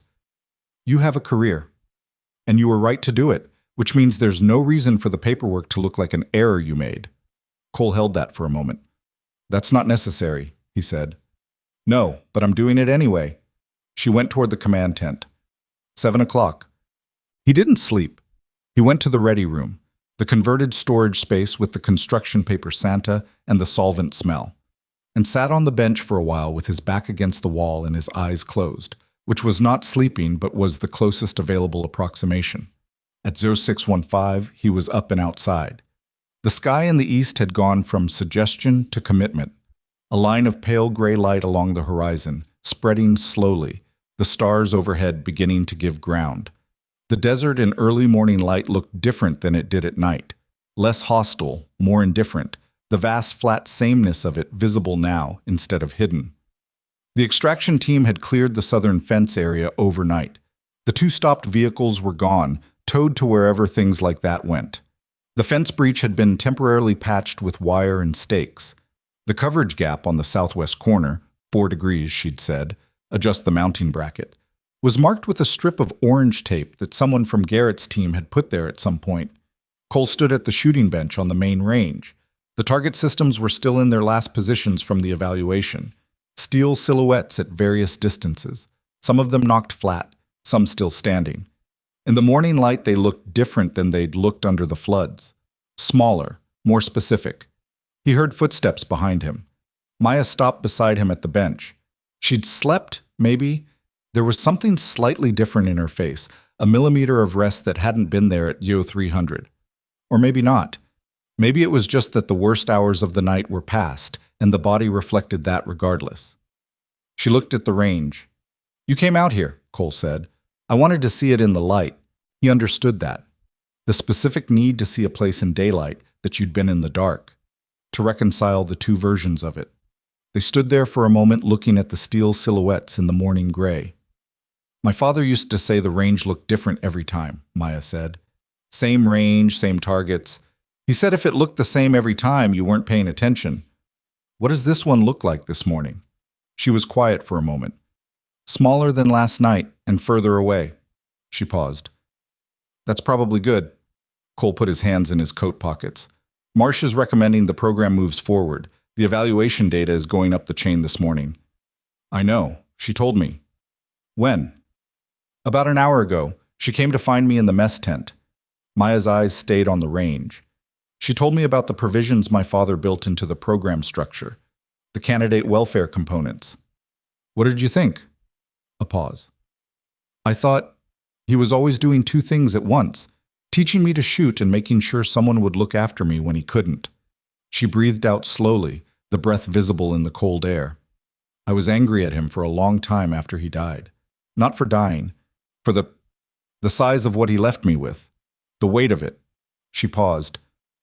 I didn't understand that he'd also left me the structure to carry it. Cole said nothing. Sometimes the most useful thing. I'm still angry sometimes, she said. I want to be clear about that. I haven't resolved it. Last night didn't resolve it. No, it doesn't work that way. But it changed the shape of it. She was quiet for a moment. That's the best I can say right now. From behind them, across the facility, the first vehicle of the day started up. One of Garrett's ground units running a perimeter check, the engine noise crossing the cold morning air flat and clear. What happens to you now? Cole asked. That's what the 7 o'clock briefing is for, apparently. Her mouth moved slightly. Colonel Marsh has a binder. She always has a binder. She said there would be a formal integration period, training, program development. She said it would be difficult in places, and that I should know going in that it would be. Maya looked down at the shooting bench, then back at the range. She also said I could say no, that the program doesn't compel participation, and that my father's documentation specifically prohibited compelled participation. She paused. She seemed to think that was worth saying out loud. Is it? Worth saying out loud? Yes. No hesitation. Yes, it is. She paused. I'm not saying no. Cole had known that before she said it. He'd known it somewhere around the point where she'd mapped his facility's coverage gaps from a 30-minute drive in the dark. But it had been confirmed definitively when she'd stayed on the overwatch position with trembling hands and kept her eye at the optic. Some people ran from the thing they were built for. Maya wasn't that kind. The compass, she said. What about it? I've been thinking about why Rourke gave me a compass. She reached into the jacket pocket, the inside one, the one with the photograph, and took it out, held it flat on her palm. The needle settled north. He said every operator needs to know where north is. He did. I think he meant more than navigation. Cole looked at the compass in her palm. I think he probably did. She closed her hand around it. Tell him I said so. Tell him yourself. He's not leaving until 0900. She put the compass back in her pocket. Then she reached into the same pocket and took out the photograph. The one from Montana, the rocky hillside, the man grinning at the wind. She looked at it for a moment in the morning light. In daylight, the photograph showed details the ready room light hadn't rendered. The particular quality of the mountains behind them, the snow on the high peaks, the angle of the afternoon sun. A summer afternoon in the mountains, the two of them on a hillside, and her father's hand on her shoulder like he was steadying her, and like he was the one who needed steadying, and somehow both of those things were true. She put it back without saying anything. Cole let her have that. The 7 o'clock briefing was in the command tent with the construction paper Santa still crooked on the wall and Marsh at the head of the table with, as promised, a binder. Cole's senior operators were there. Rourke, Carver, Masters, Reyes, Garrett's people. Two individuals Cole hadn't seen before who arrived in one of the Blackhawks and didn't introduce themselves by name, just by agency affiliation, which was the kind of affiliation that didn't get said in rooms with open tent flaps. Maya sat at the table with a cup of water and the quiet, attentive focus she'd had from the beginning. Marsh opened the binder. Clearline Program Reinstatement Recommendation is being transmitted to the Oversight Committee at 0800, she said.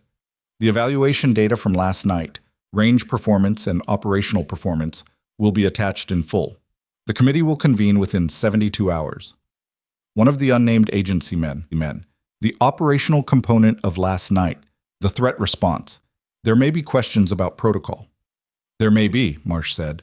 The record will show that I authorized the candidate's Overwatch deployment as an emergency measure under exigent field conditions, and that the deployment was instrumental in securing the facility. She turned a page in the binder. The questions will be answered. The man didn't pursue it. The detention interviews, Marsh continued. The individual who is cooperating has confirmed that the operational cell was contracted through a shell entity registered in Delaware, third-party funded, with originating instructions coming from a source he identifies only as a go-between he's met twice. The go-between's description is being run against existing databases. Hollis, Cole said. Almost certainly Hollis, or someone close to him. We'll get there. She turned another page. The convoy escort personnel who were lost on Highway 375. Their families have been notified. A full debrief of the convoy situation is separate from this proceeding and will be handled by a different team. I mention it only because it's part of the larger picture. The tent was quiet for a moment at that. Two people. Gone on a highway in the Nevada dark because someone with a contractor budget and a political interest wanted a program buried. Cole thought about them briefly. Faces he didn't know, names he'd find out later, the specific weight of people who'd done their jobs and paid the price for someone else's decision. Maya was looking at the table's surface. Marsh moved forward. Candidate status. Maya Voss. Effective today, her association with Clearline is formally documented, and her participation in the program's reinstatement is pending her written consent, which she has indicated verbally she intends to provide. Indicated verbally to who? One of the agency men asked. To me, Cole said. The man looked at Cole. And to me, Marsh said. It stands. She looked at Maya. For the record, you understand what you're consenting to?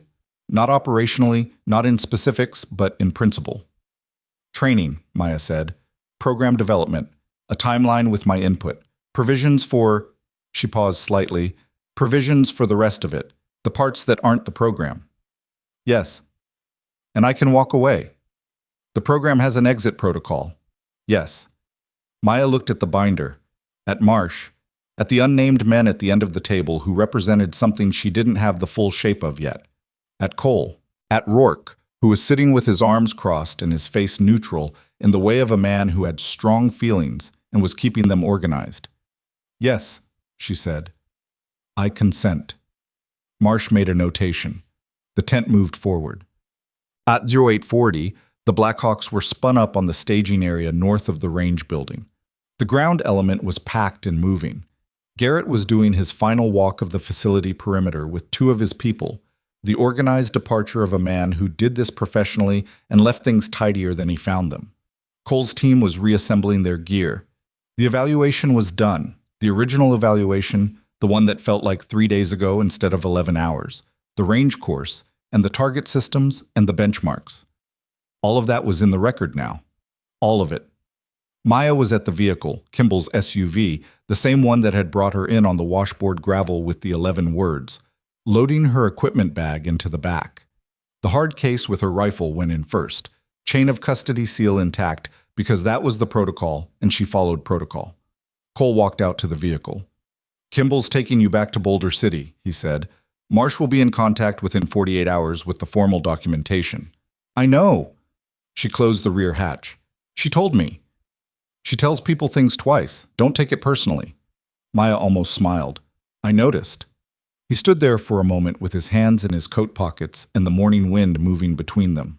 The desert in daylight was cold and flat and wide, and the sky above it was the pale gray of early December, the kind of sky that could go either way. "Commander," she said. "Cole," he said. "You've earned first names, I think." She looked at him. "Cole." "Yeah." "Last night, when you came back to the southwest corner after the eastern berm, after everything." She paused. "You asked if I was okay. I remember. Nobody has asked me that in a while." She was looking at the vehicle's rear hatch, not at him. Not in a real way. Not expecting a real answer. She paused. "I didn't give you a real answer." Cole waited. "I don't know if I'm okay," she said. "Not in the way that question usually means. I haven't been standard okay, whatever that is, for a long time. Since he died, probably, and maybe before that." She turned to look at him directly. "But I think I'm okay in the way that matters. The way where you can keep going and not fall apart while you're doing it." She paused. "That's the real answer." Cole nodded once. "That's enough," he said. "That's actually plenty." She held his eyes for a second. Then Rourke appeared at Cole's shoulder, direct, deliberate, the way Rourke moved when he'd made a decision and was executing it before he talked himself out of it. "Voss," he said. She looked at him. "The compass." He stopped, tried again. "It was my instructor's. Before it was mine." He paused. "His name was Sergeant Douglas Webb. He died 8 years ago. Good man." He met her eyes. He'd have thought last night was something. Maya was very still. "Thought you should know whose it was," Rourke said. She reached into the inside pocket of the field jacket and took out the compass. Looked at it in her palm, then she held it out to him. "Keep it," he said immediately. "It was his." "It was his. Then it was mine. Now it's yours." Rourke's jaw was set in the way of a man who had made this decision before she could make the wrong one. "That's how it works. It goes to whoever needs to know where north is." Maya closed her hand around it. She didn't say thank you. She just looked at Rourke for a moment with the direct, quiet attention she gave to everything that mattered, and he looked back at her, and something passed between them that didn't require words and was the better for it. Rourke nodded once and walked away. "What?" The vehicle pulled out at 0910. Cole stood at the gate and watched it go down the approach road. The washboard gravel, the flat desert, the distance swallowing it in increments until the shape of it was small and then gone. The facility behind him was returning to its ordinary state. Garrett's team was clearing out, the Blackhawks gone already, the perimeter position standing down. The range was quiet in the morning light with its steel silhouettes at their various distances. Carver appeared beside him at the gate. He stood there for a moment watching the empty road. "Commander," Carver said, not looking at him. "For what it's worth." He paused. "I'm glad she was here last night." Cole said nothing. "The east position," Carver said, "when the floods went out. If that southwest contact had flanked us—" He stopped. "I'm glad she was here." Cole looked at the road. "Me too," he said. 3 months later, Cole received a document package through secure channels. It was the kind of package that arrived without a return identifier, classified routing only. He opened it at his desk at the facility he'd been reassigned to in Colorado. A training installation, A good posting, the kind that came to men who'd had good nights and documented them well. Inside the package was the formal clear-line reinstatement confirmation, 2 paragraphs of bureaucratic language that said the program was active and funded and moving forward. He read it twice and set it aside. Under it was a separate envelope. Inside the envelope was a photograph. Maya was older in it. Not much. 3 months was 3 months. But something had shifted in how she stood. She was in a desert environment, different from Nevada, darker rock and different light. She was in kit. Proper kit this time, fitted, hers. The rifle was in her hands, muzzle down. Behind her, 3 other figures, all adult, all in similar kit. An operational unit, not an evaluation candidate beside a team, a member of one. On the back of the photograph, in handwriting that was precise and slightly cramped, the gap on the southwest corner has been fixed, 4 degrees like I said. MVPS. Rourke was right. It helps to know where north is. Cole held the photograph for a while. Then he put it in the inside pocket of his jacket, next to where he kept the things that mattered, and went back to work.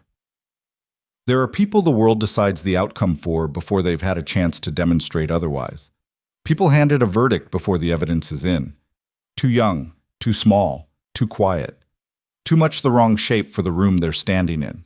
The world does this constantly and confidently, and is wrong at a rate it never bothers to calculate. What Maya Voss did in the Nevada desert on a December night when she was 17 was not a miracle, and it was not an accident. It was the result of years of work done alone and in grief, and without anyone watching, continued past the point where most people would have found a reason to stop. She was not perfect. She was not fearless. Her hands shook, and she ran the geometry of hard decisions in the background of everything else she did, and she carried a photograph of a man she missed every single day. She was also exactly what the moment needed, and she knew where north was. Whatever you're carrying right now, whatever you've been told you can't do, whatever room you've walked into and felt the verdict before you opened your mouth, the desert doesn't care about the verdict. The wind doesn't care.